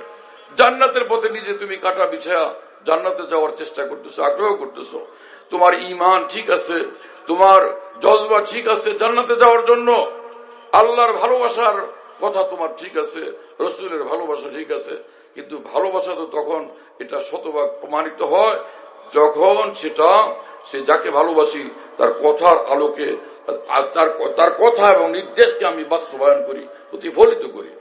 রাবিয়া বসরি তিনি বলেন, হে মুসলমান, তোমাকে আমি বলি তাসিল ইলাহা ওয়া আনতা তুযিরু হুব্বাহু হাযা লা'amরি ফিল ফিআল বাদিউ। তুমি দিনরাত আল্লাহ ও রাসূলের নাফরমানি করো, আল্লাহর নাফরমানি করো। এখানে তো এই পংক্তিতে আল্লাহর কথাই আছে। আল্লাহর মহব্বত তো রাসূলের মহব্বত একই জিনিস, হ্যাঁ না? একটার জন্য আরেকটা জরুরি। তুমি আল্লাহর নাফরমানি করো আর তুমি বলো যে আমি আল্লাহকে ভালোবাসি। আশ্চর্যের বিষয়, এক বিস্ময়কর কথা তুমি আমাকে শুনাইলে। লাউ কানা হুব্বুকা সাদিকান লা আতা'তাহু, সত্যিকার যদি তোমার এই মহব্বত হইতো, নিঃসন্দেহে তুমি আল্লাহর আনুগত্য করতে, আল্লাহর কথা মানতে। ইন্নাল মুহিব্বা লিমা ইউহিব্বু মুতিউ, যে যাকে ভালোবাসে সে তার কথা রাখে। হে মুসলমান, কি হলো আজকে তুমি তোমার আল্লাহর, তোমার নবীর কথা রাখতেছো না, অথবা কোন গবেষক, কোন ইতিহাসবেত্তা, কোন লেখক, কোন ইসলামী চিন্তাবিদ, ইসলামের লিডার, তার কথা তুমি রাখতেছো, অথচ তার কথা রাখতে গিয়ে নবীর কথা রাখতে পারতেছো না, সেটাকে বাইরে ফেলতেছো। এটা কি তোমার ভাগ্যবান হওয়ার আলামত না হতভাগা হওয়ার আলামত?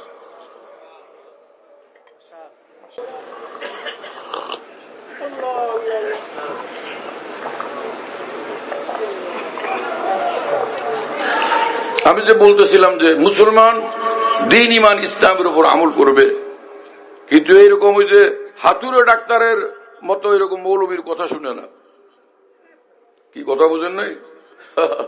আমরা যখন বাবু ছিলাম, ছোট ছোট 4, 5, 6 বছর আর 7, 8 বছর বয়স, গাঁও করে আমি দেখতাম হুজুররা কত কাজ করে। এই তখন তো ওইরকম আমাদের এলাকায় বড় কোনো আলেম মানুষের দেখাই হইতো না। আর সে বার্ষিক ওয়াজ মাহফিলের সময় চট্টগ্রাম থেকে, ঢাকা থেকে, নোয়াখালী থেকে, বিভিন্ন জায়গা থেকে বড় বড় আলেমদের দাওয়াত করা হইতো।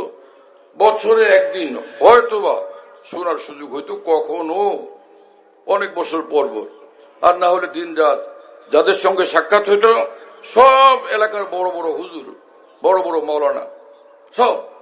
কিন্তু এখন বুঝতেছি তাদের একজনও কোরআন সুন্নাহর সঠিক ব্যাখ্যা দেওয়ার যোগ্যতা সম্পন্ন ছিলেন না, এবং তারা শরীয়তের সহি মসলা বলার মতো যোগ্যতা সম্পন্ন ছিলেন না, ফিকহি মাসাইল এবং ফতোয়া বিশেষজ্ঞ তারা ছিলেন না।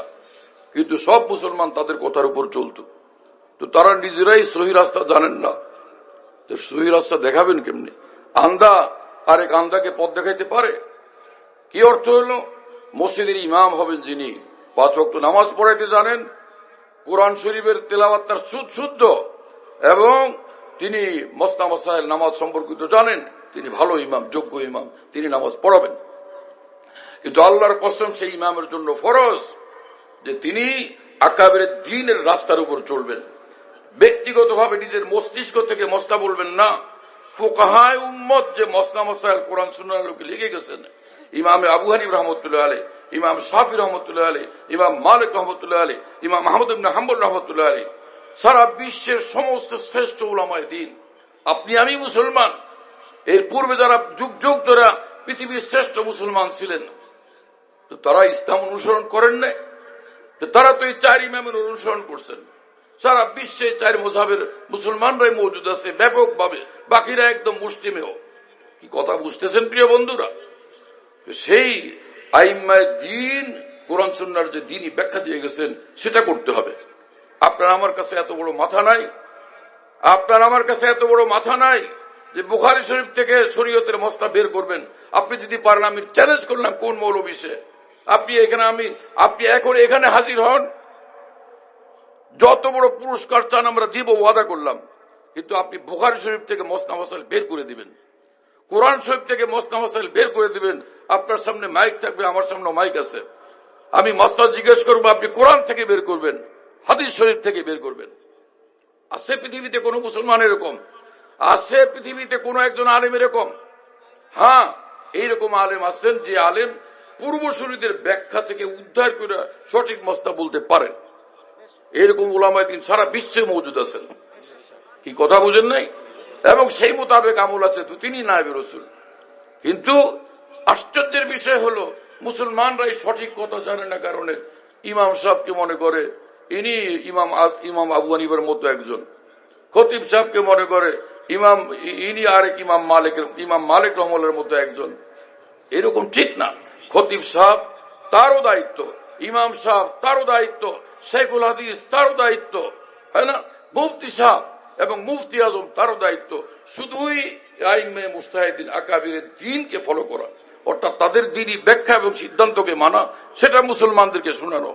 নিজের থেকে ব্যাখ্যা খাড়া করার অধিকার কারো নাই। এক হুজুরে কোরআন শরীফের একখান ব্যাখ্যা গ্রন্থ লিখছেন, নাম যা দিচ্ছেন তো দিচ্ছেন। কি আশ্চর্য! এর ব্যাখ্যার মধ্যে তিনি ওই আয়াতগুলো, যে আফালা তাদাব্বারুন ইয়াতাফাক্কারুন আফালা তাতাফাক্কারুন, আল্লাহ বলেন যে ওরা কি চিন্তা করে না, ফিকির করে না, এটা থেকে আবিষ্কার করছে এই অর্থ যে কোরআন নিয়ে গবেষণা করতে হবে। আর স্কুল কলেজের ছেলেদেরগুলোকে লাগাই দিছে, সারা দুনিয়ার এই জেনারেল শিক্ষিত ছেলেদেরকে দ্বীনের নামে লাগাই দিছে, তোমরা একটু তর্জমা অনুবাদ পড়ে এখানে গবেষণা করে বের করো। কিন্তু কি পাইলে এর থেকে? ইন্না লিল্লাহি ওয়া ইন্না ইলাইহি রাজিউন। কথা বুঝতেছেন প্রিয় বন্ধুরা? অথচ কোরআনের কোন ব্যাখ্যা যদি 100 বাক্য সঠিকও বলে নিজের থেকে, কিন্তু আকাবের দ্বীন থেকে, সাহাবা তাবিঈন তাবে তাবিঈন থেকে, যারা রাসূলুল্লাহ সাল্লাল্লাহু আলাইহি ওয়াসাল্লামের নিকট ডাইরেক্ট সামনাসামনি ছিলেন, অথবা যারা সামনাসামনি ছিলেন তাদের নিকট থেকে যারা দ্বীন এবং দ্বীনের ব্যাখ্যা গ্রহণ করছেন, কোরআনের ব্যাখ্যা গ্রহণ করছেন, সে তাদের সংকলিত সেই ব্যাখ্যাগুলো, সেগুলোর পরোয়া না করে নিজের থেকে ব্যাখ্যা খাড়া করলো, তো এই লোক গুনাহে কবিরা করলো, কাল কিয়ামতে জাহান্নামে যাওয়া লাগবে। কোরআনের সঠিক ব্যাখ্যা দিল তবুও জাহান্নামে যাওয়া লাগবে। এটাকে ইসলামের পরিভাষায় বলে তাফসীর বিল রায়, নিজের ব্যক্তিগত মতামত এবং আবেগের ভিত্তিতে কোরআনের ব্যাখ্যা। এখানে বহুত আলেম ওলামা আছেন, যে কোনো আলেম মানুষ আমার কথা ভুল হলে দাঁড়ায় প্রতিবাদ করবেন। আপনি উল্টা কথা কেন বলেন? কি উলামায়ে কেরাম বলেন এই কথা সঠিক কিনা? আমাদের কারোই হক নাই যে আমরা নিজের থেকে কোরআনের ব্যাখ্যা খাড়া করব, অথচ সমগ্র মহাদেশ ব্যাপী দুনিয়া ব্যাপী একজন মানুষ তিনি ইসলামকে ভালোবাসতেন, কিন্তু যারা ইসলাম সম্পর্কে সঠিক বুঝেন সে আকাবের দিন উলামায়ে দিন থেকে ইসলামের ব্যাখ্যা নেন নাই, নিজের মস্তিষ্কে যা আসছে সেটাকে ইসলামের ব্যাখ্যা পেশ করে দিচ্ছেন। এই মানুষটাকে ভালোবাসে অসংখ্য জেনারেল শিক্ষিত মুসলমানরা। তাম দুনিয়ার আলেমদেরকে বাদ দিয়া একজনকেই ভালোবাসে, একজনকেই ফলো করে, আর এইভাবে ভুল ব্যাখ্যার শিকার হয়। এই মুসলমানরা নিঃসন্দেহে আল্লাহ রসুলকে ভালোবাসে, কোরআনকে ভালোবাসে, কিন্তু এমন একজনের কথা তাদের ভালো লাগছে, তাকে অনুসরণ করতে গিয়া নিঃসন্দেহে তারা পদস্খলনের শিকার হচ্ছে তাদের অজান্তে। এই কথা বুঝতেছেন আপনারা?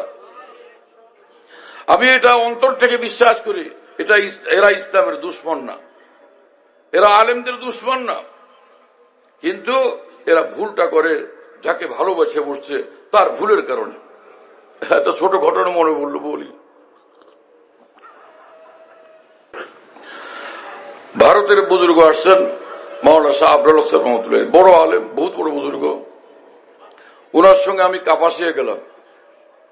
ওখানে একটা মাদ্রাসা আছে, কি মাদ্রাসা কি শুননা জানি, দাওয়াত মাদ্রাসা দাওয়াতুল হক। ওখানে আমি হযরতের দুভাষী ছিলাম, তিনি উর্দুতে বলতেন, সব থেকে ওনার বয়ানগুলোকে আমি বাংলা করতাম। আমার শেখ যিনি করাচি থেকে আসতেন তিনি বয়ান করতেন, আলহামদুলিল্লাহ আমি সেটার বাংলায় অনুবাদ করতাম।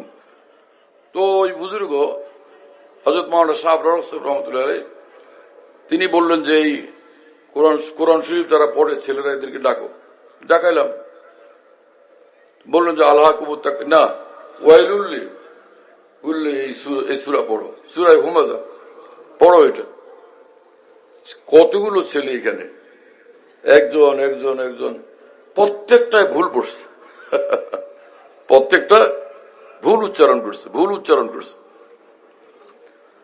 হযরত বললেন যে এদের উস্তাদকে ডাকো। আমি বললাম ভাই এদের শিক্ষককে, ওনারা ডাকাইছে। তখন বললেন যে তুমি পড়ো। ওই লোক পড়ছে, ওই লোকও ভুল উচ্চারণ করলো। তখন হযরত হাসলেন, খেপলেন না, হাসলেন এবং বললেন যে গলতি ইনকি নেই হ্যায়, নাজির জি কি হ্যায়। যে এই তালবের সকলে সম্মিলিত ভুল করলো, এই ভুল ওদের না, ওদের উস্তাদ জির, ওখান থেকে এখানে সাপ্লাই হয়েছে। এরপরে তিনি যে কথা বললেন সেটা হলো আর গলতি নাজির জি কি ভি নেই হ্যায়, উনকে উস্তাদ জি কি হ্যায়। আর যিনি এদের নাজেরা শিক্ষক, এই হুজুরেরও নিজের ভুল না, তার যে উস্তাদ সেখান থেকে ভুল তার কাছে আসছে, ওখান থেকে এখানে আসছে। কথা বুঝতেছেন প্রিয় বন্ধুরা?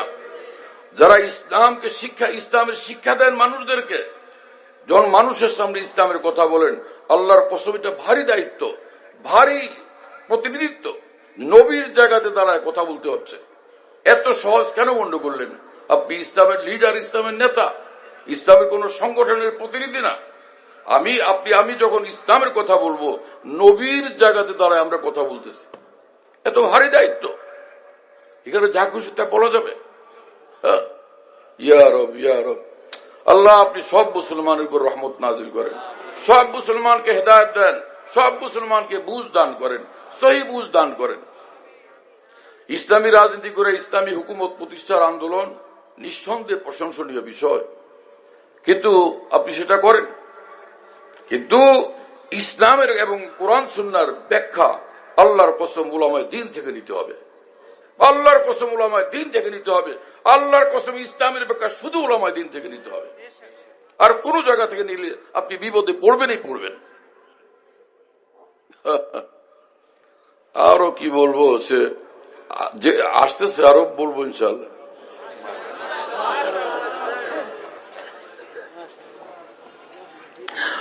আল্লাহ পাক একদিকে নামাজের কথা বলেন, রোজার কথা বলেন, সেটা মানতে হবে না? হজে যাইতে বলছেন, এটা মানতে হবে না? কোরআনে যা বলেন আল্লাহ সবটা মানতে হবে কিনা? তো আল্লাহ পাক এক আয়াতে বলেন আর রহমান ফাসসাল বিহি খাবীরা। বিহি কি তাফসীর? এটার বিহির বিভিন্ন তাফসীর। এখানে এক তাফসীর হলো আন, হরফজর একটা আরেকটার অর্থ হয়, এটা মূল হিসাব আলেমরা বুঝবেন। আর রহমানু ফাসাল বিহি আই ফাসাল আনহু খাবীরা, হ্যাঁ, কি অর্থ হলো? মুফাসসিরিন বলেন এর অর্থ দাঁড়ায় আল্লাহ পাক বলেন যে মহান রব্বুল আলামিন সম্পর্কে তুমি জানতে চাও, খবরওয়ালাদের থেকে খবর নাও, খবরওয়ালাদেরকে জিজ্ঞেস করো, তাদের নিকট থেকে জানো। খবরওয়ালা খাবীরা, যারা খবরওয়ালা, খবরওয়ালা প্রফেসর সাহেব, খবরওয়ালা ডাক্তার সাহেব, খবরওয়ালা ইঞ্জিনিয়ার সাহেব, খবরওয়ালা গবেষক সাহেব, খবরওয়ালা হয় আল্লাহর নবী, আর নবীর ঘোষণা অনুযায়ী উলামায়ে দ্বীন। কি কথা বুঝতেছেন? তৃতীয় কোন খবরওয়ালা কোরআন সুন্নাহর আলোকে আমাকে বের করে দেখান, আপনি আছে কোথাও? কি হলো আজকে মুসলমানদের? আপনি সারা পৃথিবীতে সব দেশে গিয়ে ইসলাম প্রতিষ্ঠিত করেন, সব জায়গাতে ইসলামী আন্দোলন করেন, ইসলামী হুকুমত প্রতিষ্ঠা করেন, এটা তো ভালো কাজ। আমরা আপনাদের সহযোগিতা করব, দোয়া করব, পয়সা করেও দিব ইনশাআল্লাহ তাআলা। হ্যাঁ, কিন্তু আল্লাহর কসম কোরআন সুন্নাহর ব্যাখ্যা আপনি এইরকম একজনের ব্যাখ্যা পড়ে, যিনি যার ব্যাপারে সব উলামায়ে দ্বীন বিরুদ্ধে বলেন, এইরকম কারো ব্যাখ্যা, ইসলামী ব্যাখ্যা পড়ে, তার নামাজের ব্যাখ্যা আমি নিজে পুরা বই পড়ে দেখছি, একদম ভয়ঙ্কর ভুলে ভরা, ভুলে ভরা না, গুমরাহিতে ভরা, গুমরাহির বিভ্রান্তির বুনিয়াদের উপরে, বিভ্রান্ত চিন্তার উপরে, বিভ্রান্ত আবেগের উপরে এই লোক নামাজের সম্পর্কে লিখছেন, ভুল লিখছেন, সব ইসলামের সম্পর্কে লিখছেন নিজের আবেগ এবং বিবেক থেকে, চিন্তা থেকে, গবেষণা থেকে একদম ভয়ঙ্কর বুনিয়াদি ভুল করছেন। কথা বুঝতেছেন প্রিয় বন্ধুরা? আমি এরকম কারো বক্তৃতা শুনে এসে আজ আপনাদেরকে বলি তা না। যার ভুলগুলো তার বই পুস্তক থেকে দীর্ঘদিন পর্যন্ত ঘাটাঘাটি করে একদম নিশ্চিন্তে কোন নিরপেক্ষভাবে আগে যাচাই করে দীর্ঘদিন পর্যন্ত ভালো হলে অনুসরণ করব। পরে দেখলাম যে না, শুধু অ্যাক্সিডেন্ট আর অ্যাক্সিডেন্ট, এবং বুনিয়াদি অ্যাক্সিডেন্ট, ছোট অ্যাক্সিডেন্ট না, বড় বড় অ্যাক্সিডেন্ট। তখন দেখলাম যে মুশকিল তো। আর আল্লাহ পাক কোরআন সুন্নাহ পড়ার তৌফিক দিচ্ছেন পৃথিবীর সেরা আলেমদের কাছ থেকে, হাতুড়ে কোনো মৌলবীর কাছ থেকে দা। কাজেই সে, এবং সে যারা পৃথিবীর শ্রেষ্ঠ উলামায়ে দ্বীন ছিলেন, তাদের দ্বীনি গ্রন্থাবলীকে মোতালা করে আমরা সেখান থেকে মুসলমানদের সামনে দ্বীন পেশ করার আল্লাহ পাক আমাদের তৌফিক দান করেন। কথা বুঝতেছেন প্রিয় বন্ধুরা? কি বলবো আমি, কোরআনের আয়াত বলতেছি, হ্যাঁ, আর রহমান ফাসাল বিহি খাবীরা, আপনাদেরকে রাসূলুল্লাহ সাল্লাল্লাহু আলাইহি ওয়াসাল্লামের হাদিস বলতেছি, মহান রব্বুল আলামিনের কোরআন থেকে শোনাচ্ছি। লোকেরা বলে বুজুর্গানের দিনের কথা বলেন, কোরআন থেকে বলেন না কেন? এখন তো কোরআন থেকে বলতেছি। আর যারা বলে বুজুর্গানের দিনের কথা বলেন কেন, এই মানুষগুলো কোরআন বুঝে নাই, সঠিকভাবে কোরআন বুঝে নাই। কোরআন জুড়ে আল্লাহ পাক জায়গায় জায়গায় বারবার বলতেই থাকেন, এই আমল করো, এই আমল করো, এই আমল করো, এবং সাদিকিনকে অনুসরণ করো। কোরআনে আল্লাহ পাক বলেন, দেখো এসে আমি তোমাদেরকে কত কথা বললাম, এইবার আমি কিছু বলবো আমার ইব্রাহিম সম্পর্কে। আমার ইব্রাহিম খুব ভালো মানুষ ছিলেন, আমাকে ভীষণ ভালোবাসতেন, একদম খাঁটি লোক ছিলেন। এইরকম ইব্রাহিম আলাইহিস সালাম সম্পর্কে বলতে থাকেন, কখনো মূসা আলাইহিস সালাম সম্পর্কে বলতে থাকেন। কারণ ইব্রাহিম আলাইহিস সালাম, মূসা আলাইহিস সালাম, আইয়ুব আলাইহিস সালাম, হ্যাঁ না, ঈসা আলাইহিস সালামের ঘটনা বলার দরকার কি? ইউসুফ আলাইহিস সালামের পুরো লম্বা ঘটনা শোনানোর দরকার কি? আপনি আমাদের আল্লাহ ডাইরেক্টলি যা বলার বলে দেন। কি কথা বুঝেন নাই? এমনকি আশ্চর্যের বিষয় হলো, কোরআন শরীফের এক নাম, সূরার নামই হলো সূরা লোকমান। কথা বুঝতেছেন প্রিয় বন্ধুরা? কিন্তু একদম বিশুদ্ধ বর্ণনা হাদিস সমূহের আলোকে এটা আকাবের দিনের ফাইনাল কথা, চূড়ান্ত কথা এবং দ্ব্যর্থহীন কথা। কোন ক্রমে হযরত লুকমান আলাইহিস সালাম নবী ছিলেন না। কথা বুঝতেছেন আপনারা? নবী ছিলেন না তো কি ছিলেন তাহলে? নবী তো ছিলেন না, কি ছিলেন? আল্লাহ পাক নিজে কোরআন শরীফে বলতেছেন, ওয়ালাকাদ আতাইনা লুকমানাল হিকমা। হিকমার অর্থ উল্টা পাল্টা করে এই লোকেরা, গবেষকেরা। ওয়ালাকাদ আতাইনা লুকমানাল হিকমা, আল্লাহ পাক বলেন আমি লুকমানকে আল্লাহর দ্বীন সম্পর্কে পাকা জ্ঞান দান করছি, পাকা জ্ঞান দান করছি, পরিপক্ক জ্ঞান দান করছি। হিকমা ওই কথাকে বলে, ওই আল্লাহর দ্বীনের ওই কথাগুলোকে বলে যেটা নবীর জবান থেকে বের হয়, অথবা নবীর সাচ্চা অনুসারী উলামায়ে দ্বীনের জবান থেকে বের হয়, আউলিয়া উম্মতের জবান থেকে বের হয়, যেটার সাপোর্ট পাওয়া যায় কোরআন হাদিসে হুবহু। কি কথা বুঝেন নাই? অথবা একদম ওটার বুনিয়াদ এবং ভিত্তি পাওয়া যায় কোরআন সুন্নাতে। এইরকম কথা বলি। হিকমত এগুলো ডাইরেক্ট ওই বৈশা বৈশা মিটিং করে যে মশওয়ারার মজলিসে মিটিং করে যে বলে এটা না। আল্লাহ পাক আসমান থেকে নবীর নিকট যেরকম ওহী আসে, আউলিয়াদের নিকট হক্কানি উলামাদের অন্তরে আসমান থেকে এলহাম আসে। এলহাম যুগে আসমান থেকে আল্লাহ পাক হিকমত অন্তরে ঢালেন। কথা বুঝতেছেন প্রিয় বন্ধুরা? হ্যাঁ, রাসূলুল্লাহ সাল্লাল্লাহু আলাইহি ওয়াসাল্লাম এই কথা বলছেন যে আল্লাহ পাক অন্তরে হিকমত ঢালেন। কোরআন শরীফে আল্লাহ পাক বলছেন, আমি চাই যাকে চাই হিকমত দান করি।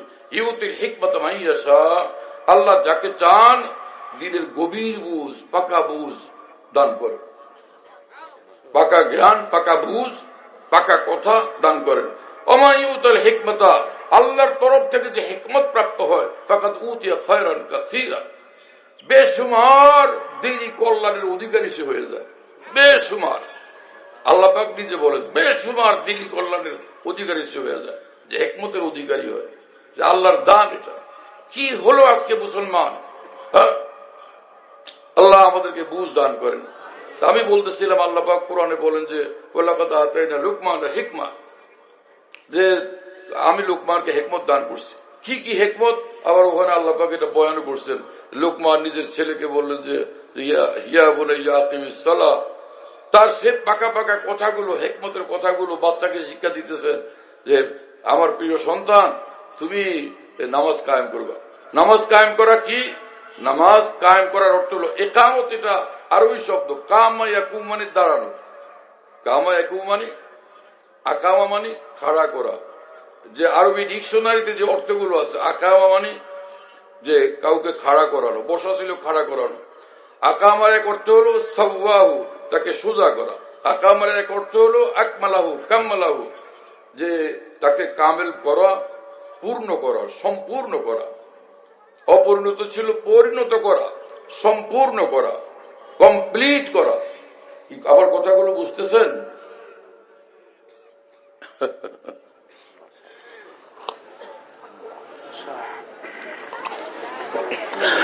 আকিমুস সালাহ মানে নামাজ খাড়া করো না, নামাজ কায়েম করো। আকিমুস সালাহ মানে কি? এই আকিমুস সালাহ, পৃথিবীর যত তাফসীরের কিতাব বের করুন আপনি, বহু তাফসীরের কিতাব, যেটাই খুললাম সবটার মধ্যে এক কথা লেখা কি? নামাজের ভিতর বাইরের মানে প্রকাশ্য অপ্রকাশ্য যতগুলো বিষয় আছে নামাজের মধ্যে, সবগুলোকে একদম মুকাম্মাল ভাবে আদায় করা, পরিপূর্ণ ভাবে আদায় করা, কামেল মুকাম্মাল ভাবে আদায় করা। সেই বিষয়গুলো কি? ফরজ যে হুকুমগুলো আছে, ওয়াজিব গুলো আছে, সুন্নতে মুআক্কাদা গুলো আছে, মুস্তাহাব গুলো আছে, নামাজের শুরু থেকে নিয়ে শেষ পর্যন্ত পুরোটাকে এরকম সুন্দরভাবে কমপ্লিট ভাবে আদায় করে। এক নম্বর। দুই, নামাজের মধ্যে একদম পূর্ণভাবে 100% আল্লাহর দিকে মোতাবজ্জ থাকা। বান্দা যখন কাবামুখী হয়ে নামাজে আল্লাহু আকবার বলে দাঁড়ায়, কাবা থেকে আল্লাহর নূর, কাবার নূর তার সিনা পর্যন্ত পৌঁছতে থাকে। এবং রাসূলুল্লাহ সাল্লাল্লাহু আলাইহি ওয়াসাল্লাম বলছেন যে বান্দা মুসল্লি যখন নামাজে দাঁড়ায় তো আল্লাহ পাক তার সামনে থাকেন। কথা বুঝতেছেন প্রিয় বন্ধুরা? মুসলমানের কি মর্যাদা! হ্যাঁ, আমি প্রেসিডেন্টের সঙ্গে দেখা করতে পারলাম না, প্রধানমন্ত্রীর সঙ্গে ফেস টু ফেস হইতে পারলাম না, রাশিয়ার প্রেসিডেন্ট আসলেন, আমেরিকার প্রেসিডেন্ট আসলেন, তার সঙ্গে কত বড় মানুষরা দেখা করলো, আমি পারলাম না। পাগল কোথাকার! সারা দুনিয়ার সব বড়র চেয়ে বড় তো আল্লাহর নবী রাসূলগণ, হ্যাঁ না? আসছে আল্লাহ পাক তো আল্লাহ পাক।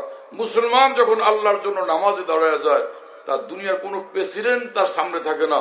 সমস্ত প্রেসিডেন্ট যার গোলাম, সেই মহান আল্লাহ তার সামনে থাকে। সমস্ত বাদশাহর বাদশাহী যার সামান্য ভিক্ষা, সেই মহান সমস্ত বাদশাহ মহান আল্লাহ তার সামনে থাকেন। এবং সমস্ত বাদশাহর বাদশাহ মহান আল্লাহর কদমের উপরে নামাজে সেজদা করে। ইন্নাল আবদা ইয়াসজুদু আলা কদমাই রহমান, রাসূলুল্লাহ সাল্লাল্লাহু আলাইহি ওয়াসাল্লাম বলছেন যে বান্দা সেজদা করে সীমাহীন রহমতওয়ালা আল্লাহ পাকের কদমের উপরে। বান্দা যখন সেজদায় পড়ে থাকে, আল্লাহ পাকের সীমাহীন রহমত তার দিকে মোতাবজ্জ থাকে। কি আজীব মামলা! সুবহানাল্লাহ! কি কথা বুঝতেছেন ভাইয়েরা? হ্যাঁ, এজন্য মুসলমান যে নামাজ পড়ে, সে এক এক সেজদা কোটি কোটি বাদশাহীর চেয়ে বড় বাদশাহী, বড় দৌলত নসিব হয়ে যায়। এক এক সেজদার মধ্যে। কি বলেন মুসলমানকে আপনি? হ্যাঁ, যে মুসলমান লা ইলাহা ইল্লাল্লাহ পড়েন লা ইলাহা ইল্লাল্লাহ, যে একবার যে লা ইলাহা ইল্লাল্লাহ পড়লো, 7 আসমান জমিন থেকে বড় সম্পদের সে অধিকারী হয়ে গেল। আমি আল্লাহর কসম করে বলি যে রাসূলুল্লাহ সাল্লাল্লাহু আলাইহি ওয়াসাল্লাম বলছেন, আল্লাহ পাক বলেন, লাউ আন্না সামাওয়াতি সাবআ ওয়া আমিরাহুন্না গায়রি ওয়াল আরদিনা সাবআ ফুযিনা ফি কিফাতিন ওয়া লা ইলাহা ইল্লাল্লাহ ফি কিফাতিন লামালাত বিহিন্না লা ইলাহা ইল্লাল্লাহ। আল্লাহ পাক নিজে হাদিসে কুদসিতে বলেন, 7 আসমান এবং এর মধ্যে যা আছে এবং 7 তবক জমিন, সবটা যদি এক পাল্লা রাখা হয়, আর কি ঈমানওয়ালার এক লা ইলাহা ইল্লাল্লাহকে আরেক পাল্লা রাখা হয়, তো লা ইলাহা ইল্লাল্লাহর পাল্লা ভারী হবে। এত বড় ভারী সম্পদ একবার লা ইলাহা ইল্লাল্লাহ। শুনতেছেন ভাইরা? মুসলমান তাহলে কত বড়? চাই সে ক্ষেতের আইলে কাজ করে, চাই সে কোনো রিক্সা চালায়, হ্যাঁ, চাই সে কারো দারোয়ান, অথবা সে কোন জায়গাতে রাস্তায় ঝাড়ুদার সে, কিন্তু সে দুনিয়ার লোকদের সামনে ঝাড়ুদার, আর মহান আল্লাহর নজরে সে এই দুনিয়ার 10 দুনিয়ার চেয়ে বড় জান্নাতের অধিকারী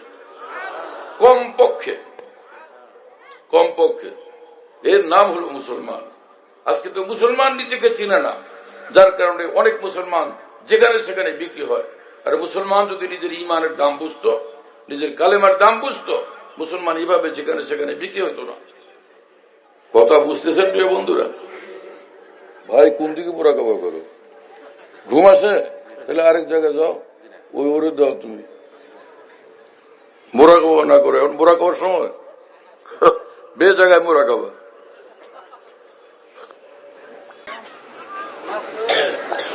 হ্যাঁ, এটা ঢেকে রাখো।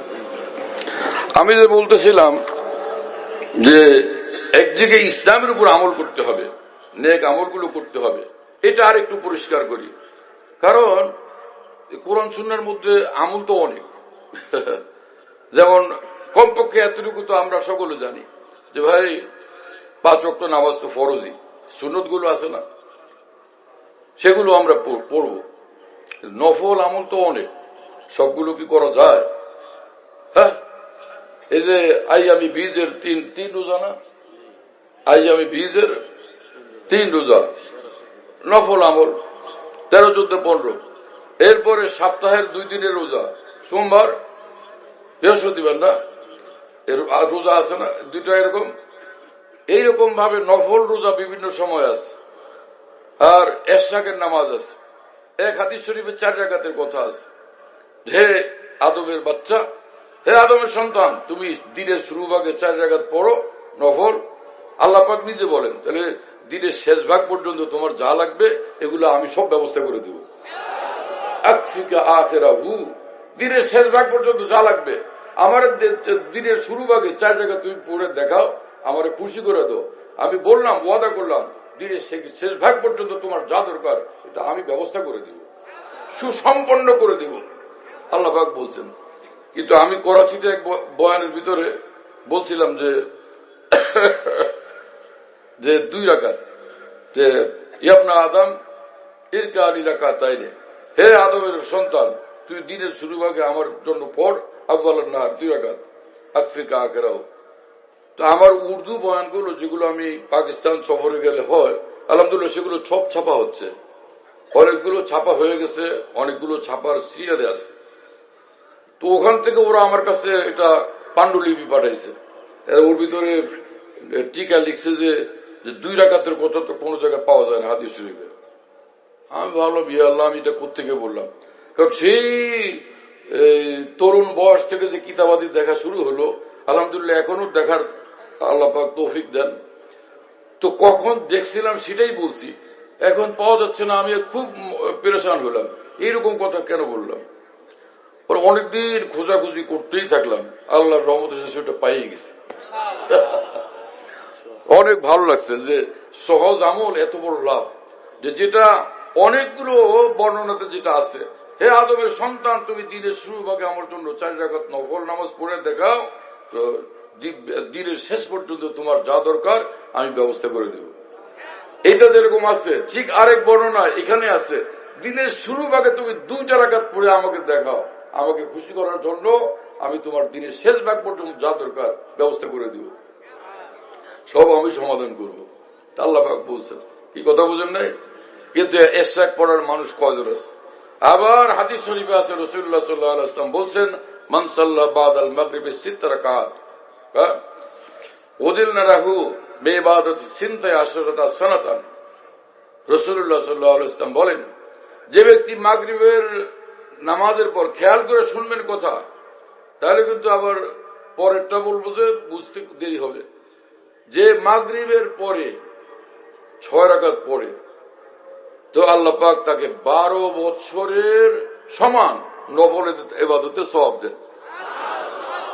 একটানা 12 বছর মানে কি ওই খায়া ঘুমায়া না, একটানা 12 বছর ইবাদত করার সওয়াব। আশ্চর্য না যে খায়া ঘুমায় অবসর আদালত করে ফাঁকে ফাঁকে, না না, একটানা 12 বছর, এত বিশাল ফজিলত। কিন্তু এই এতগুলো আমল কে করে? কয়জনের হিম্মত হয়? কেউ করে তো সে অনেক লাভ পায়, আর কেউ করে না, সেই পরিমাণ আগাইতে পারলো না, কিন্তু ক্ষতিগ্রস্ত হয় নাই। ক্ষতিগ্রস্ত তখন হয় যখন সে ফরজ তরক করে, ওয়াজিব তরক করে, গুনাহের কাজ করে, হালালের জায়গা হারাম খায়, অথবা কারো উপর জুলুম করে, কারো হক নষ্ট করে, তখন সে ক্ষতিগ্রস্ত হয়। আর না হলে যে যার কিছু টান পড়ে গেল, অভাব পড়ে গেল, তার মানে সে একটু কম অর্জন করছে আর কি, এতটুকু। একজনের হলো 10,000 কোটি, আর একজনের 100 কোটি, আর একজনের 1 কোটি। এখানে কেউ ক্ষতিগ্রস্ত আছে? সবই লাভবান, কিন্তু একজনের লাভ অনেক বেশি, আর একজনের লাভ মাঝারি, আর একজনের লাভ আরো কম।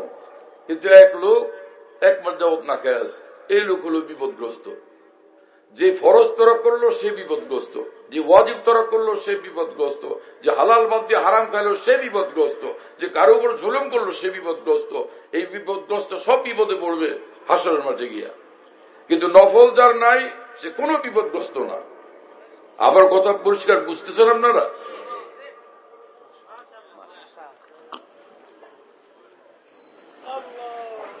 অনেকে বেশি নফলওয়ালা মানুষ দেখলে মনে করে ইনি বহুত বড় ওলি আল্লাহ। বেশি নফলের দ্বারা কেউ ওলি আল্লাহ হয় না। অনেক অনেক হজ উমরা করার দ্বারা কেউ কোনোদিন ওলি আল্লাহ হয় না। ওলি আল্লাহ হজ যেটার দ্বারা, সেটা কি? প্রথম তো বলি এক বুজুর্গের রেফারেন্স দিই। ওই যে বললাম আকাবের দিনের রেফারেন্সের দিন পেশ করার চাই। প্রথমে এক রেফারেন্স দিই, তারপরে কোরআন সুন্নাহর রেফারেন্স, ইনশাআল্লাহ। কথা বুঝতেছেন? দারুন দেওবন্দ পৃথিবীর শ্রেষ্ঠতম দ্বীনি প্রতিষ্ঠান, যেখান থেকে বিশুদ্ধ দ্বীন শিক্ষা দেওয়া হয়। সে দারুন দেওবন্দের প্রায় 60 বছরের কাছাকাছি যিনি প্রধান অধ্যক্ষ ছিলেন, মুহতামিম ছিলেন, হাকিমুল ইসলাম কারি তৈয়ব সাহেব রহমতুল্লাহ আলাইহি। হযরত মাওলানা কাসেম নানতুবির যিনি মুখপাত্র ছিলেন, তিনি বলছিলেন যে হে মুসলমান ভাইয়েরা, এই শেষ জমানাতে আপনারা ফরজ ওয়াজিব গুলো আদায় করেন, আর গুনাহ একটাও করবেন না। এতটুকু কাজ যদি করেন, আপনারা এক একজন এই জমানার বায়েজিদ বুস্তামি, এক একজন আপনারা এই জমানার জুনায়েদে বাগদাদি। এই কথাগুলো যখন তিনি বলেন ঢাকার বায়তুল মোকাররমের সামনে বিশাল সম্মেলনের মধ্যে, আমি তো শুনতেছিলাম সেখানে বসে। তো মাদ্রাসায় পড়ি, অনেক মেহনত করে আলহামদুলিল্লাহ পড়াশোনা করছি। তো ভাবলাম যে কি বললেন, কিন্তু আল্লাহ পাকের শুকর, এত বড় আলেমে দ্বীনের কথার উপরে কোনো অভিযোগ আসে না অন্তরে, এতরাজ কখনো পয়দা হয়নি। কিন্তু বুঝতে তো হবে, কি বুঝলাম? আচ্ছা ঠিক আছে, আল্লাহ আমার বুঝবারও তৌফিক দেন। এই রং মনে করি নে, ব্যাঠিক মনে করি নে, কিন্তু এই ঠিক জিনিসটা আল্লাহ আপনি বুঝ দেন। দীর্ঘ জমানা পর্যন্ত কোরআন সুন্নাহর ইলম শিখার যা আল্লাহ তৌফিক দিচ্ছেন বড় উলামায়ে দ্বীনের নিকট, দীর্ঘ জমানা পর্যন্ত কোরআন সুন্নাহর ইলমের ভিতরে ডুবে থাকার যতটুকু আল্লাহ তৌফিক দিচ্ছেন, পৃথিবীর শ্রেষ্ঠ উলামা আউলিয়াদের সঙ্গে উঠা বসার আল্লাহ যতটুকু তৌফিক দিচ্ছেন, পরে দেখলাম যে আল্লাহু আকবার, এই মানুষ কি ভারী কথা বলে গেছেন, কত সঠিক কথা, কত সত্য কথা বলে গেছেন। মুসলমানদেরকে জান্নাতে যাওয়ার রাস্তাকে কত আসান ভাবে কোরআন সুন্নাহর আলোকে তিনি পেশ করে দিয়ে গেছেন। আল্লাহু আকবার। বাস্তবতা এটাই। কি কথা বুঝতেছেন প্রিয় বন্ধুরা? যে হাকিমুল উম্মত মুজাদ্দিদুল মিল্লাত মাওলানা আশরাফ আলী থানভী রাহমাতুল্লাহ আলাইহি 10 লক্ষ আলেমকে এক পাল্লায় উঠাইলে, আর একজন এই হাকিমুল উম্মত মাওলানা আশরাফ আলী থানভীকে এক পাল্লায় উঠাইলে মাওলানা আশরাফ আলী থানভীর পাল্লা ভারী হবে। এই জমানার 10 লক্ষ আলেমকে যদি এক পাল্লায় উঠানো হয় তো মাওলানা থানভীর পাল্লা ভারী হবে।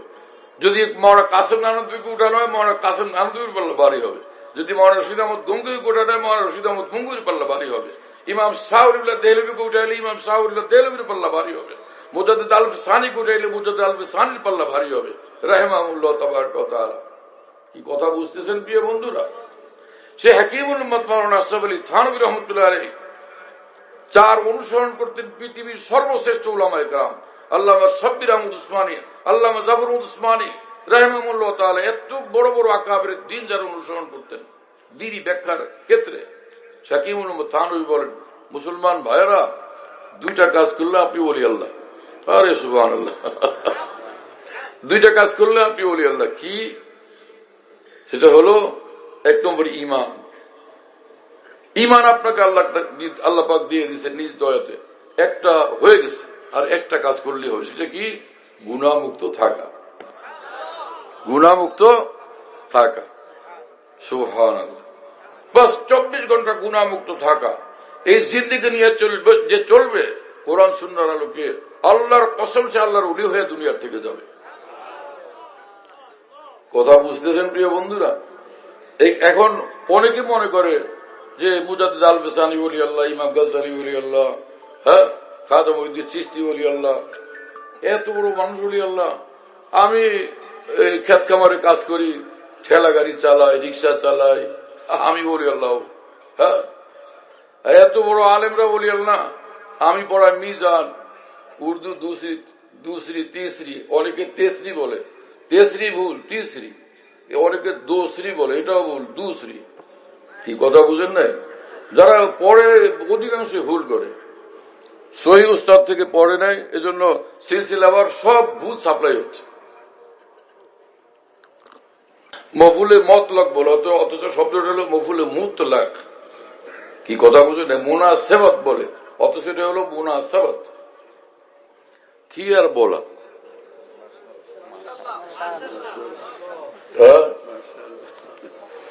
আমার ভাই কথা বুঝতেছেন? আমরা আমি যখন বাবু ছিলাম, এই 5-7 বছর বয়স, 8 বছর বয়স এরকম হবে, বড় বড় আউলিয়া বুজুর্গান আমাদের ওই এলাকায় যাইতেন, হুজুররা দাওয়াত দিয়ে নিয়ে যেতেন। তা আমি পিছিয়ে পিছিয়ে খালি দৌড়াইতাম, ভালো লাগতো তাদেরকে। এক বড় বুজুর্গ গেছেন, যে মাদ্রাসায় আমি ছোটবেলায় পিছিয়ে থাকতে পড়ি, ওইখানে হুজুরকে নিয়ে এমন এক জায়গায় লুকিয়ে রাখছে, একদম ভিতরের কামরার শেষ প্রান্তে বারান্দার মধ্যে জনাব কাপড় দিয়ে আটকাইছে। এরপরে রশি কতগুলো দিছে, বাঁশ দিছে লম্বা করে অনেকগুলি, একটার পর একটা, যাতে মানুষ এই স্রোতের মতো গিয়া ঝামেলা না করে ভিতরে ঢুকিয়া। কথা বোঝেন নাই? কেউ যাইতে পারে না। আমি একলা পেরেশান যে আল্লাহ, এই বুজুর্গের কাছে গিয়ে একটু দোয়া নিতাম। আমি কেমন জানি পালায় বলে কোন ফাঁকে যে ঢুকলাম জানি না, গিয়ে দেখি কেউ নাই। হুজুর ওই কোলায় বসে রয়েছেন চুপ করে, জিকির আজকার বা মোরাকাবা করেন। আমি আস্তে আস্তে গিয়া সালাম দিয়া সামনে বসে, হাসলেন। উনি হাসলেন, পরে দোয়া করলেন আমার জন্য, খুশি হয়ে খুব। এই বাহ বাহ বাহ। হাকিমুল উম্মত মাওলানা আশরাফ আলী থানভী রাহমাতুল্লাহ আলাইহি বলেন, কোন আল্লাহর ওলিকে এক নজর দেখা অনেক বড় দৌলত, এবং এটাও যথেষ্ট হয়ে যায় যে নাজাতের রাস্তা খোলার জন্য। হ্যাঁ, আরে আপনি আবার বুজুর্গদের কথা বলেন। ওই যে বললাম লোকমান আলাইহিস সালামের কথা, আল্লাহ পাক বলছেন লোকমান আলাইহিস সালাম তো নবী ছিলেন না, তাহলে কি ছিলেন? তাহলে নিঃসন্দেহে আল্লাহর ওলি ছিলেন। লোকমান আলাইহিস সালামের কথাগুলো আল্লাহ পাক কোরআনে ঘটনাগুলো উল্লেখ করে আল্লাহ পাক দুনিয়ার সমস্ত মুসলমানদেরকে সবক দিয়েছেন যে আমার নবী রাসূলগণ যেরকম অনুসরণীয়, তাদেরকে তোমরা ফলো করবে। যাদের জীবন ফ্রেশ কোরআন সুন্নাহর আলোকে, একদম আমার খাঁটি ওলি, তো তোমরা তাদেরকেও ফলো করবে। এই জন্য কখনো নবীদের দৃষ্টান্ত দিচ্ছেন, আবার কখনো আউলিয়াদের দৃষ্টান্ত দিচ্ছেন। কথা বুঝতেছেন প্রিয় বন্ধুরা? মুসলমান ভাইয়েরা, যদি মেহরবানি করে একটু বোঝার চেষ্টা করতেন, কত না আমাদের জন্য কল্যাণকর বিষয় হইত। হ্যাঁ, তো ছোটবেলা থেকে এরকম আউলিয়াদের দেখার কারণে ভাবতাম যে ওলিয়াল্লাহ হইতে তো মন চায়, কিন্তু কেমনে হোক, এই লোকগুলো খালি তাহাজ্জুদ পড়ে। তাহাজ্জুদ আর তাহাজ্জুদ, এই আশরাক, এই তাহাজ্জুদ, এই জনাব আবিন, এই কোরআন শরীফ তেলাওয়াত করেন, লম্বা জিকির আজকার, এত কাজ, আরো কি কি করে। তখন ছোটবেলা মনে করতাম কি জানি কি কি করেন ওনারা, কেমনে ওলিয়াল্লাহ হইলেন। যদি ওলিয়াল্লাহ হইতে পারতাম কত ভালো হইতো। আপনাদের এরকম মন চায় না? সব মুসলমানের মন চায়, কিন্তু ডর লাগে যে আমি প্যান্ট শার্ট পরি, এখনো দাঁড়িয়ে রেখে নেই, আমি ওলিয়াল্লাহ, ও কি ওলি হবো আমি। হ্যাঁ,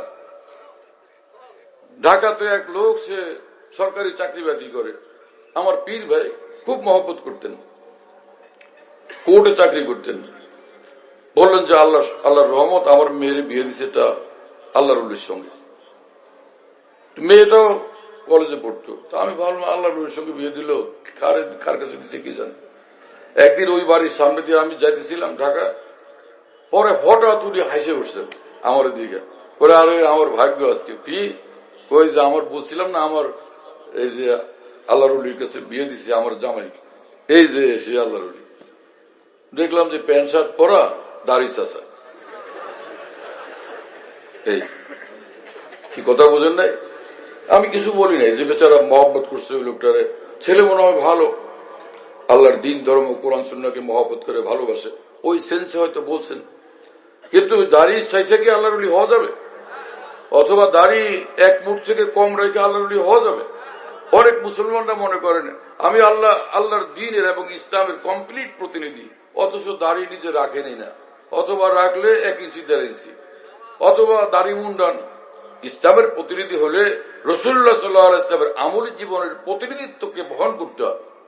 সেটা না করলে আপনি আমি ইসলামের প্রতিনিধি কিভাবে হবে? রাসূলুল্লাহ সাল্লাল্লাহু আলাইহি ওয়াসাল্লাম বলছেন যে উযু যে কমপ্লিট করতে হবে, তার মধ্যে একটা হলো যে দাড়ির মধ্যে খেলাল করা। দাড়ির মধ্যে খেলাল করবে কি, ডান দিকে না বাম দিকে জানেন? দাড়ির মধ্যে খেলাল করার পদ্ধতি হলো যে যখন চেহারা ধুয়ে ফেললাম 3 বার না, এইবার একটুখানি পানি হাতের তালুতে নিয়ে ফেলে দিয়া এইভাবে নিচের দিক থেকে এইভাবে দাড়ির মধ্যে আঙ্গুলগুলো ঢুকাই দিয়ে খেলাল করা, দাড়ির ভিতরে আঙ্গুলগুলো দিয়া ফের খেলাল করা। দাড়ি যদি 1 ইঞ্চি বা 1.5 ইঞ্চি, ওইটার মধ্যে আঙ্গুল ঢুকায় খেলাল করা যাবে? রাসূলুল্লাহ সাল্লাল্লাহু আলাইহি ওয়াসাল্লাম প্রত্যেক উযুতে দাড়িওয়ালাদেরকে দাড়ির মধ্যে খেলাল করতে বলছেন, সেটা কেমনে করবেন?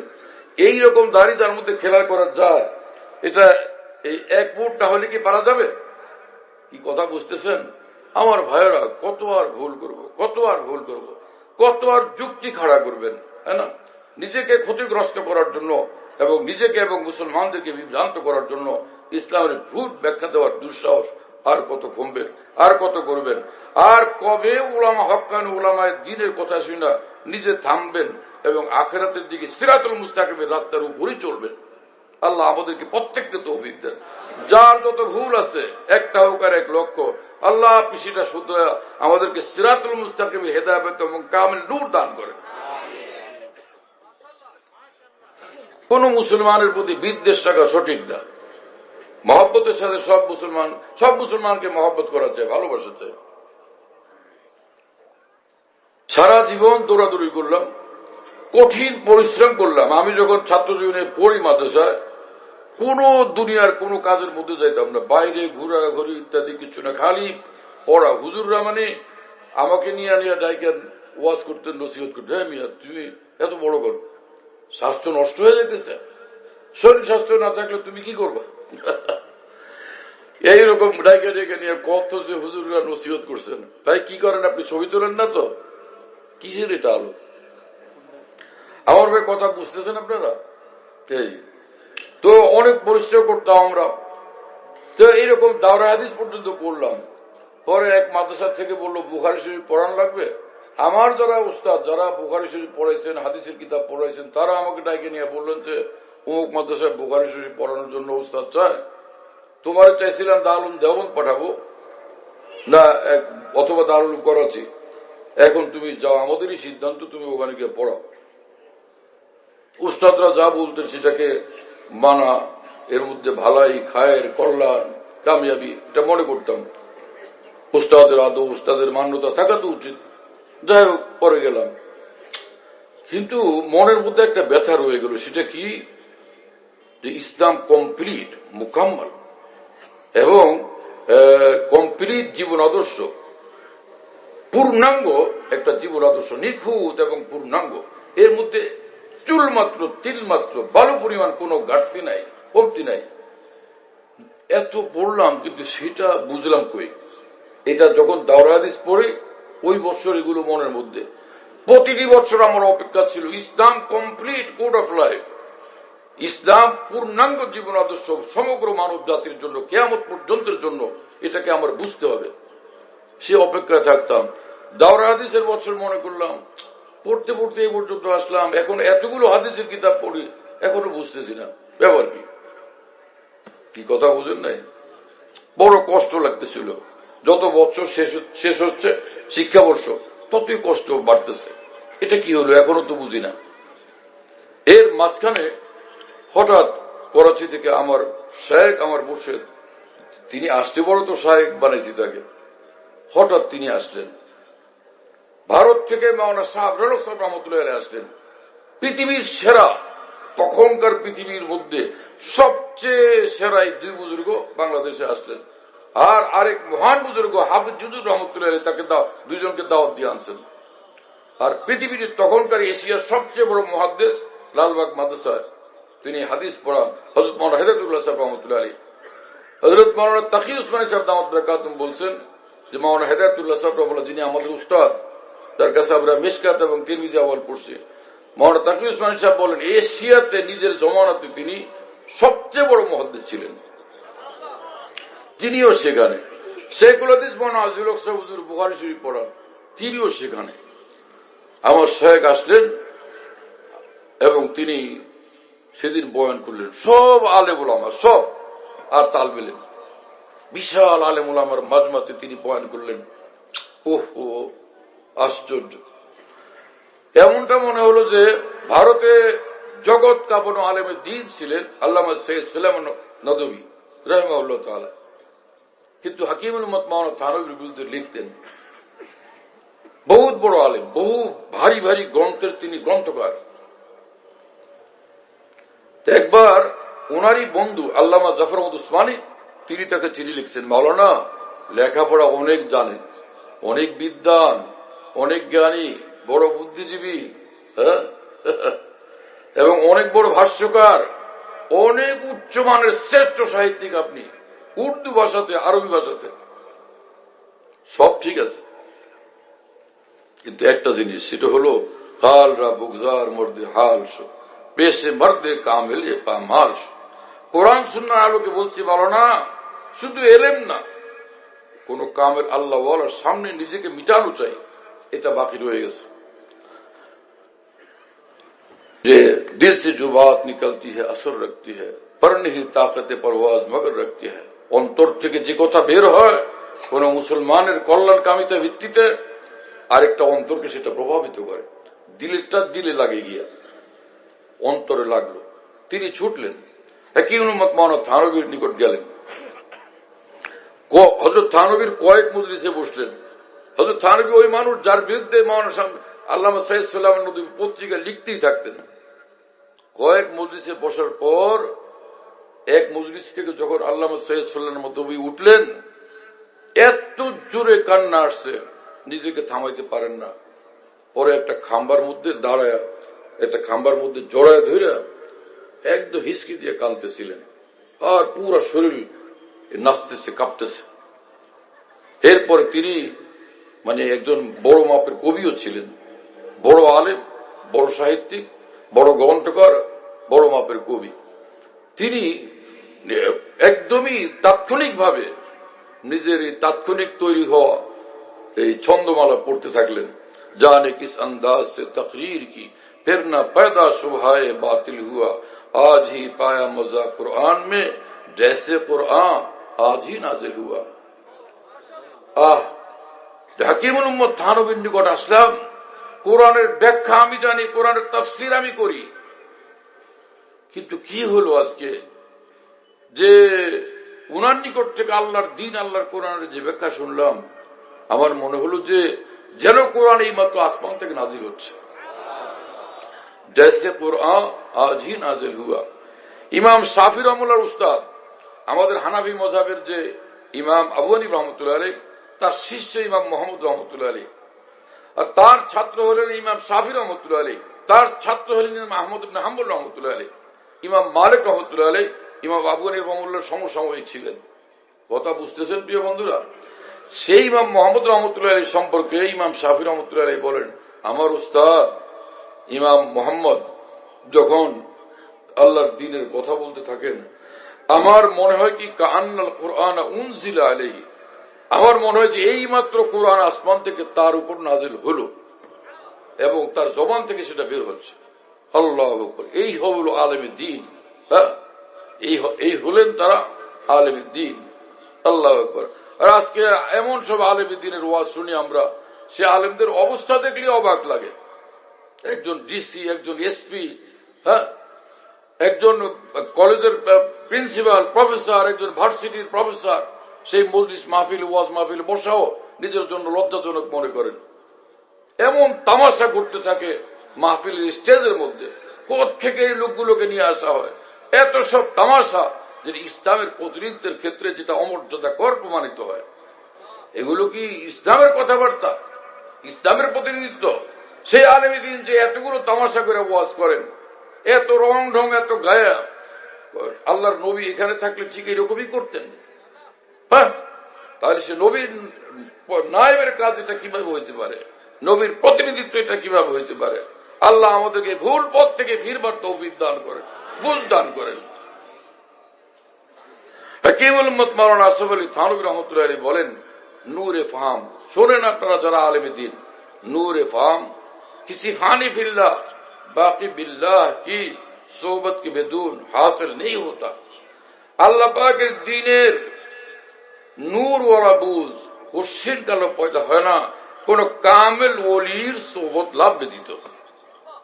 দ্বীনের খাদেম, দ্বীনের বড় আলেম, দ্বীনের বড় বিশ্ব প্রচারক সব হয়ে যায়, এই কাজটা এখন রয়ে গেছে। নিজের ইসলাহ হয় নাই, কোন কামেলের সোবতে নিজেকে মিটানোর তৌফিক হয় নাই। আপনি কত বড় মুআল্লিম, শেখুল হাদিস আর মুবাল্লিগ, মুফতি শফি সাহেব রহমাতুল্লাহর থেকে বড়, শেখুল হাদিস মাওলানা জাকির রহমাতুল্লাহর থেকে বড়, হযরত মাওলানা ইলিয়াস রহমাতুল্লাহ থেকে বড়, মাওলানা রশিদ আহমদ গঙ্গুই রহমাতুল্লাহ থেকে বড়। হ্যাঁ, এই সবগুলো মানুষ তো কোনো কামেল আল্লাহ ওয়ালার সোহবতে গেছেন নিজেকে গড়ার জন্য, নিজের ইসলাহ ও তাজকিয়ার জন্য, আল্লাহর ওলি হওয়ার জন্য। আপনার আমার কি হলো? এই বুঝ হারালেন কিসের জন্য? কে আপনাদেরকে ধোঁকাগ্রস্ত করলো? শুনতেছেন আপনারা আমার ভাইরা? আমি তো রাসূলুল্লাহ সাল্লাল্লাহু আলাইহি ওয়াসাল্লামের কথা অনুযায়ী আল বারাকা মা আকাবিরকুম, আকাবির দ্বীনের রেফারেন্সে আমি কথা বলতেছি, যারা আল্লাহর দ্বীনকে কামিল ভাবে বুঝতেন। সে হাকিমুল উম্মত থানভী কথা বলছেন যে উলামায়ে দ্বীনের যে কর্তব্য। হযরত থানভী বলেন, मैं तुलाबा इकराम को और उलमा इकराम को एक वसीयत करता हूं, আমি আলেমদেরকে এবং মাদ্রাসার তালিব ইলমদেরকে বিশেষভাবে একটা তাকিদি নসিহত করতেছি কি, নেরে ইলম পর মগরুর না হো, শুধু ইলম কালাম অর্জন করে কোশ্চিন কালো ধোকাগ্রস্ত হয়েও না যে আমি এত বড় মেধাবী, সব ক্লাসে আমি ফার্স্ট ক্লাস ফার্স্ট। হ্যাঁ, আর আমার উস্তাদরা আমার সুনাম করেন, সুখ্যাতি সকলের কাছে আমার, আর আমি 70 বছর বুখারী শরীফ পড়াই, তাহলে আমি আমার বাকি থাকলো কি? আমি তো সবকিছু না। মগরুর না হোক, ধোকাগ্রস্ত হয়েও না। কেন?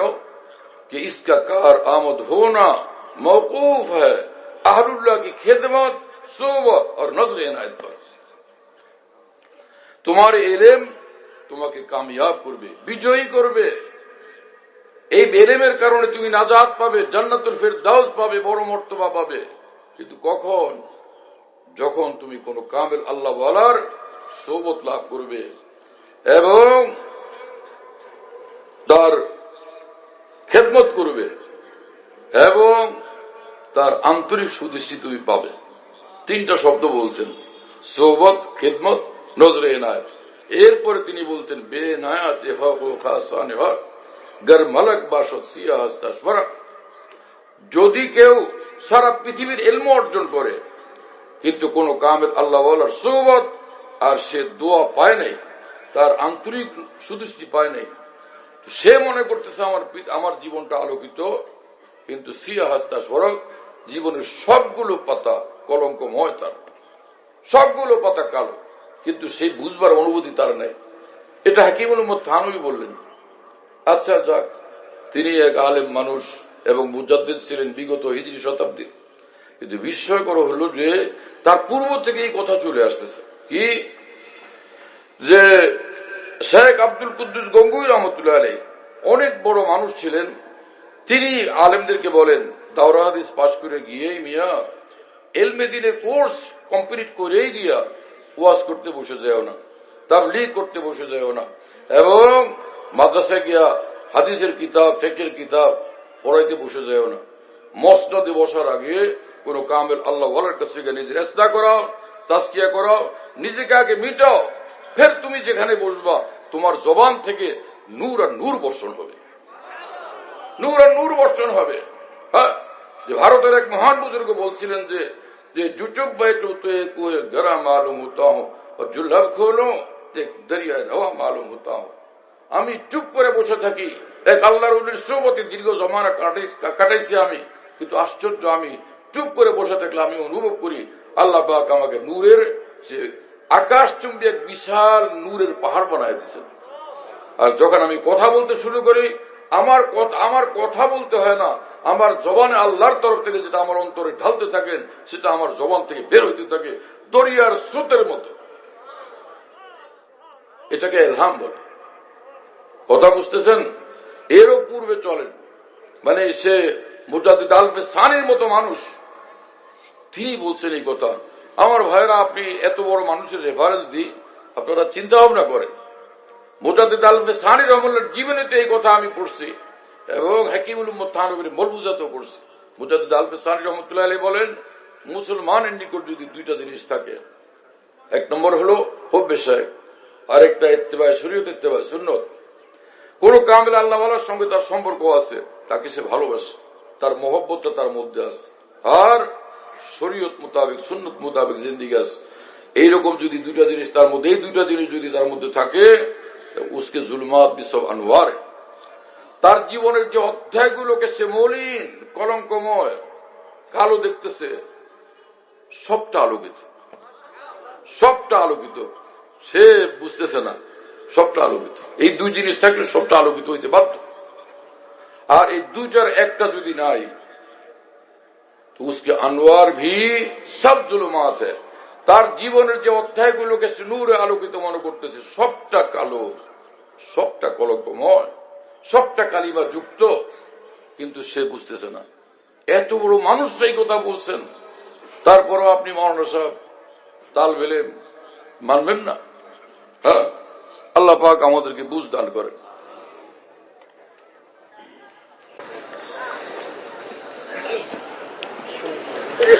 তো ওলি আল্লাহর বড় শখ লাগতো, কিন্তু কি করব, সে দুই জিনিস, একটা ওলি আল্লাহ হওয়া, ওটা হলো ইসলাম যে কমপ্লিট এটাকে বুঝা, একটাও তো হলো না। তো দাওরা হাদিস পড়তেছি, এই মহান ওলি বুজুর্গ করাচি থেকে আসলেন, যার সম্পর্কে আল্লামা ইউসুফ বিনির রহমতুল্লাহ আলাইহি, যে আল্লামা আনোয়ার শাহ কাশ্মীরের শিষ্য, সুযোগ্য শিষ্য, তিনি বলছিলেন যে আমার শাইখ সম্পর্কে, লা ফারকা বাইনাকা বাইনা মাওলানা রুম, মাওলানা জালালউদ্দিন রুমি আর আপনার মধ্যে কোনো পার্থক্য নাই, আপনি এই জমানার আরেক জালালউদ্দিন রুমি। শুনতেছেন প্রিয় বন্ধুরা? সেই মানুষটাকে যখন জীবনের প্রথম পাইলাম লালবাগ মাদ্রাসায়, এত বড় উলামায়ে দ্বীনের সামনে তিনি বয়ান করলেন, আল্লাহু আকবার। শেখুল হাদিস মাওলানা আজিজুল হক শাহ হুজুর রাহমাতুল্লাহ আলাইহি আমাদের বুখারী সবক আয়েশা তখন বললেন, দেখো আমার এই বয়স, আমি ব্রিটিশ আমলের মানুষ, পৃথিবীর শ্রেষ্ঠ উলামা আউলিয়া বুজুর্গানকে দেখছি, কিন্তু আজকে হযরত জি বয়ান করলেন, এইরকম ওয়াজ আমি জীবনও শুনিনি। আল্লাহু আকবার। সেই আল্লাহর ওলির কথা শোনার পরে, তার সুহবতে কিছু বসার পরে, আল্লাহ পাক অন্তরটাকে এইভাবে খুলে দিয়েছেন যে ইসলাম যে কমপ্লিট, আল্লাহ এটা বুঝার তৌফিক দিয়েছেন। ইসলাম যে একদম পূর্ণাঙ্গ, আলহামদুলিল্লাহ আল্লাহ পাক বুঝার তৌফিক দিয়েছেন। এক নম্বর, যে এখন ওলি আল্লাহ হওয়া, ভাবলাম যে ওলি আল্লাহ হওয়ার জন্য যে সকলে বলেন যে ওলি আল্লাহদের সুহবত লাগবে। হযরত থানভী বলেন যে যে মুরগির পরের নিচে ডিমগুলো থাকে 21 দিন, সেই নিষ্প্রাণ ডিমের ভিতর থেকে কতগুলো জিন্দা বাচ্চা পয়দা হইয়া কুটকুট কুটকুট করতে করতে পৃথিবীতে বের হয়ে আসে, কুটকুট করে এই কথা এই জানান দেওয়ার জন্য, আমরা এখন মরা না, জেতা এখন দেখো না কুটকুট করি। থেকেই মোহাম্মদ থানভী বলেন, অনুরূপ ভাবে মুরগির গরম পরের নিচে যেরকম ডিমেরা এরকম জীবন পাইল, তুমি আলেম, তুমি তালবে ইলম, তুমি মুসলমান, অনেক আমলওয়ালা, কিন্তু কোন আল্লাহর উলির সঙ্গে সম্পর্ক রাখো, সে উলির ইমানের উত্তাপ, আল্লাহর ভালোবাসার উত্তাপ, আল্লাহর মহব্বতের যে উত্তাপ তার রুহের মধ্যে আছে, আত্মার মধ্যে আছে, সে আল্লাহ বলার সৌবতে উঠা বসা করলে তার রুহের পরের মধ্যে কিছুদিন উঠা বসা করার পরে থাকার পরে যে ঠিক তোমার ভিতরের যে রুটা, এর ভিতর থেকে ওলি আল্লাহ বের হয়ে আসবে। তখন তোমার নামাজ ওলি আল্লাহর নামাজ, সেজদা ওলি আল্লাহর সেজদা, জিকির ওলি আল্লাহর জিকির, দোয়া মোনাজাত ওলি আল্লাহর দোয়া মোনাজাত, তোমার হজ এক ওলি আল্লাহর হজ, সেই জিন্দিগি তোমার নসিব হয়ে যাবে। কিন্তু কোন আল্লাহ ওয়ালার সঙ্গে থাকতে হবে, তার সঙ্গে উঠা বসা করতে হবে, তার কথা মানতে হবে।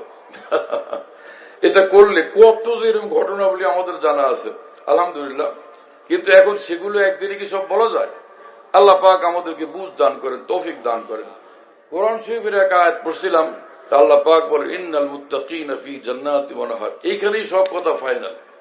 ইন্নাল মুত্তাকিন, আল্লাহ পাক বলেন, আমি গ্যারান্টি দিয়ে বলতেছি, এটা ইন্নার তর্জমা করলাম, কথা বুঝতেছেন? আল্লাহ পাক বলেন যে আমি গ্যারান্টি দিয়ে বলি, আল মুত্তাকিন ফি জান্নাতিন ওয়া নাহার, যারা গুনাহমুক্ত জিন্দেগিওয়ালা হবে তারা জান্নাতে যাবে, যে জান্নাতের মধ্যে নহর আর নহর প্রবাহিত হইতে থাকবে, দুধের নহর, মধুর নহর, মিঠা পানির নহর এবং শরাবের নহর। কিন্তু অনেকেই এটা জানেন না, সবাই মনে করেন যে নহর মানে হলো যে এইরকম নহর যে আমাদের খাল, মেঘনা নদী, পদ্মা নদী, না। কথা বুঝতেছেন প্রিয় বন্ধুরা?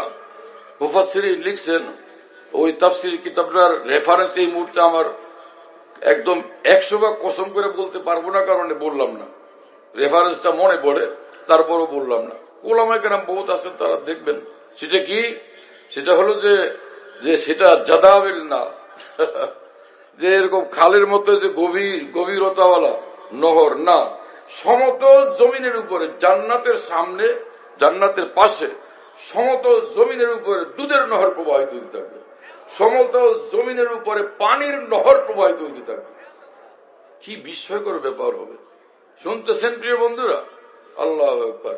আল্লাহ পাক বলেন যে মুত্তাকি হয়ে দেখাও, মুত্তাকি মানে গুনাহ মুক্ত জিন্দেগি ওয়ালা, মুত্তাকি কুফর নাই, শিরক নাই। মুত্তাকির অর্থ শুনেন, আল্লামা সাব্বির আহমদ উসমানী ব্যাখ্যা করছেন, মুত্তাকি অর্থ কুফর নাই তার মধ্যে, সে কাফের না, শিরক নাই, সে মুশরিক না, বেদাত নাই, সে বেদাতি না, এবং সে গুনাহে কবিরা করে না, গুনাহে সগীরা করে না। এত বেশি সে এই মুবাহ কাজ যেগুলো করার সম্মতি আছে সেগুলো এতটা বেশি করতে থাকে না, শেষে গিয়া হারামের মধ্যে, গুনার মধ্যে জড়ায় পড়ে, সেটা এতটা করে না। কাসরতে মুবাহাত, এতটা কাসরতে ইস্তেমালে মুবাহাত, শেষে মাসিয়াতে মুবতালা হয়, এরকম যাতে না হয়। মুত্তাকির স্টেজ গুলো আছে। আল্লাহ পাক বলেন যে মুত্তাকি হয়ে দেখাও, আমি জান্নাত দিয়ে দিব, যে জান্নাতে এই নহর, এই সুযোগ সুবিধা থাকবে। কিন্তু আরো কথা আছে, সেটা কি? ফি মাকাতিন সিদকিন, আল্লাহ পাক বলেন এজবালি ভাবে বলি, বড় মর্তবা দিব, অনেক বড় সম্মান দিব। আল্লাহ যখন বলেন বড় সম্মান দিবেন, কি সম্মান যে হবে? কি প্রধানমন্ত্রী বানায় দিবেন না প্রেসিডেন্ট বানায় দিবেন? কিরকম খেয়াল? কোটি কোটি প্রেসিডেন্ট থেকেও বড় মর্তবা দিবেন, কল্পনা করা অসম্ভব, এত বড় মর্তবা দিবেন। হলো না? এরপর আল্লাহ পাক বলেন আরো কথা আছে, কি? ইনদা মালিক মুক্তাদের, জান্নাতও পাইলা, এতগুলো নহর পাইলা, অনেক বড় কুরসি পাইলা, মর্তবা পাইলা, কিন্তু তার চেয়ে বড় কথা হলো আমার কাছে থাকবা। আল্লাহ ইনদা মালিক মুক্তাদের, আল্লাহু আকবার। হ্যাঁ, সুবহানাল্লাহ, যে আমি রব্বুল আলামিনের কাছে থাকবো। মালিক মুক্তাদিরের এখন ব্যাখ্যা করার সময় নেই, আরো বেশি সময় লাগবে। আল্লাহ পাক এই কথা বলছেন, তার মানে যে জান্নাতের চেয়ে কত বড় রব্বুল আলামিনকে পেয়ে যাও। জান্নাত তুমি আরামের জায়গা, খাও লো ফুর্তি করো মজা করো। আসল তো এই যে আল্লাহকে পেয়ে যাব যদি আমরা বেগুনা জিন্দেগি বানাইতে পারি। আল্লাহ আমাদের কবুল করেন, তৌফিক দান করেন। সকলে চেষ্টা করবো না ইনশাআল্লাহ তাআলা। রাসূলুল্লাহ সাল্লাল্লাহু আলাইহি ওয়াসাল্লাম বলছেন কিয়ামতের ময়দানে আমার সবচেয়ে নিকটবর্তী হবে ওই মুসলমানরা যারা মুত্তাকি। আল্লাহ পাক কোরআন শরীফে বলছেন ইন্না আকরামাকুম ইনদাল্লাহি আতকাকুম, তোমাদের মধ্যে যে যত বেশি মুত্তাকি সে তত বেশি মর্যাদাশীল হবে। যে যত বেশি গুনাহমুক্ত, যত বেশি পরেজগার, তত বেশি উচ্চ মর্যাদাওয়ালা। কোরআন কি বলে আমরা কি বলি, কোরআন কি বলে আমরা কি প্রচার করি। আপনি মুআল্লিম, আপনি শাইখুল হাদিস, আপনি শাইখুল ইসলাম, আপনি মুবাল্লিগ, আপনি দায়ী, আপনার কর্তব্য কোরআন সুন্নাহর কথাগুলো বলা। কোন কোন কথাগুলো বলতে হবে আল্লাহ পাক কোরআনে নিজে বলছেন ইয়া আইয়ুর রাসূল বাল্লিগ মা উনজিলা ইলাইকা মির রাব্বিক। হে রাসূল, আপনার দায়িত্ব হলো আসমান থেকে আপনার নবুয়তি জীবনে যা কিছু আমি অবতীর্ণ করলাম আল্লাহর তরফ থেকে যেটা যেটা আপনার কাছে আসছে সবটার প্রচার করা আপনার দায়িত্ব। তো আলেমদের দায়িত্ব কোরআন সুন্নাহ এবং আল্লাহর দ্বীনের সবকিছু প্রচার করা। কিন্তু আফসোসের কথা, উলামায়ে দ্বীন যখন স্টেজে বয়ান করেন এটা দাওয়াত তাবলীগ না, বুখারী শরীফ পড়েন এটা তো দাওয়াত তাবলীগ না। কি কথা বুঝেন নাই? যে সারা দুনিয়াব্যাপী ইসলামের ব্যাখ্যা দিলেন এটা তাবলীগ না। একটা এক জামাতের মধ্যে গিয়া শরীক হলে তখন তাবলীগ এবং তখন তিনি মুবাল্লিগ। এই ধারণা আল্লাহর কসম ভুল। কি কথা বুঝেন নাই? হযরত মাওলানা ইলিয়াস রহমাতুল্লাহ দাওয়াত তাবলীগের যে নিজাম চালু করছেন, আশ্চর্য এই মানুষটা ছিলেন। এমন বড় আলেম ছিলেন, এত বড় ওলি ছিলেন, আউলিয়া বুজুর্গানের হাতে গড়া এমন বড় মানুষ ছিলেন। একটা মানুষ 6টা উসুল দিনের এটা নিয়ে দাঁড়াইছেন। সারা পৃথিবী এক প্রান্ত থেকে আরেক প্রান্ত পর্যন্ত বেশুমার গুনাহগার বান্দা আল্লাহর দ্বীনের পথে আসছে। একজন মানুষ এরকম কামেল মুমিন হওয়ার কারণে, একজন মানুষ সেই দ্বীনের উপর আসার কারণে একে দাওয়াত, দ্বীনের দাওয়াত বলে। কথা বুঝতেছেন প্রিয় বন্ধুরা? নিজেকে এইরকম বানায় সে আকাবের দ্বীনের অনুসরণে, তখন দেখবেন অল্প কথা কি ফায়দা হয়। হযরত মাওলানা ইলিয়াস রহমাতুল্লাহ বলছিলেন যে আমার 6টা কথা নিয়ে চলো, এই 6টা কথা তোমার মধ্যে আনো, অন্য মুসলমানদেরকে বলো, কাজ হয়ে যাবে। কিন্তু এই হযরত মাওলানা ইলিয়াস রহমাতুল্লাহর বুঝের উপর থাকলে কত যে লাভ হইতো, কত ফায়দা হইতো। কিন্তু অধিকাংশ লোকেরা হযরত মাওলানা ইলিয়াস রহমাতুল্লাহর বুঝের উপর থাকে না, নিজের বুঝকে ব্যাপকভাবে শামিল করে। পরে কাজ যত বেশি গতিশীল হওয়া উচিত ছিল, বরকতময় হওয়া উচিত ছিল, যত বেশি আরো কামিয়াবি অর্জন হওয়া দরকার ছিল, সেটা হয়ে ওঠে না আমাদের ভুলের কারণে। এই মহান আকাবের দ্বীনের সহি উসুলের উপরে, সহি নহজের উপরে, দরজের উপরে কাজ করলে নিঃসন্দেহে বেশি বরকত হবে, অনেক অকল্পনীয় কামিয়াবি অর্জন হবে।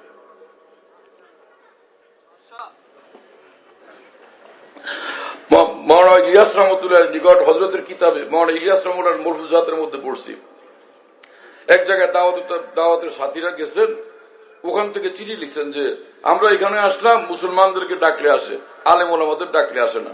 হযরত মাওলানা ইলিয়াস রহমাতুল্লাহ বললেন যে আরে সর্বনাশী, কি করতেছ? হ্যাঁ, তোমাদেরকে পাঠাইছি তোমাদের নিজের ঠিক করার জন্য, দ্বীনের উপরে আনার জন্য, তোমরা আলেমদের সমালোচনা শুরু করছো। এটা করলে তো এই কাজ ধ্বংস হবে, বরবাদ হবে। এবং তিনি জীবনে বারবার বলতেন আমি ভয় পাই আমার এই দ্বীনি জামাত কখনো যদি এরকম হয়, আলেমদের বিরুদ্ধে লাগে, আলেমদের থেকে বিচ্ছিন্ন হয়, গুমরাহি তাদের জন্য সুনিশ্চিত বিষয়, গুমরাহি তাদের জন্য সুনিশ্চিত বিষয়। আমার এই জামাত যেন কোশ্চিন কাল গুমরাহির শিকার না হয়।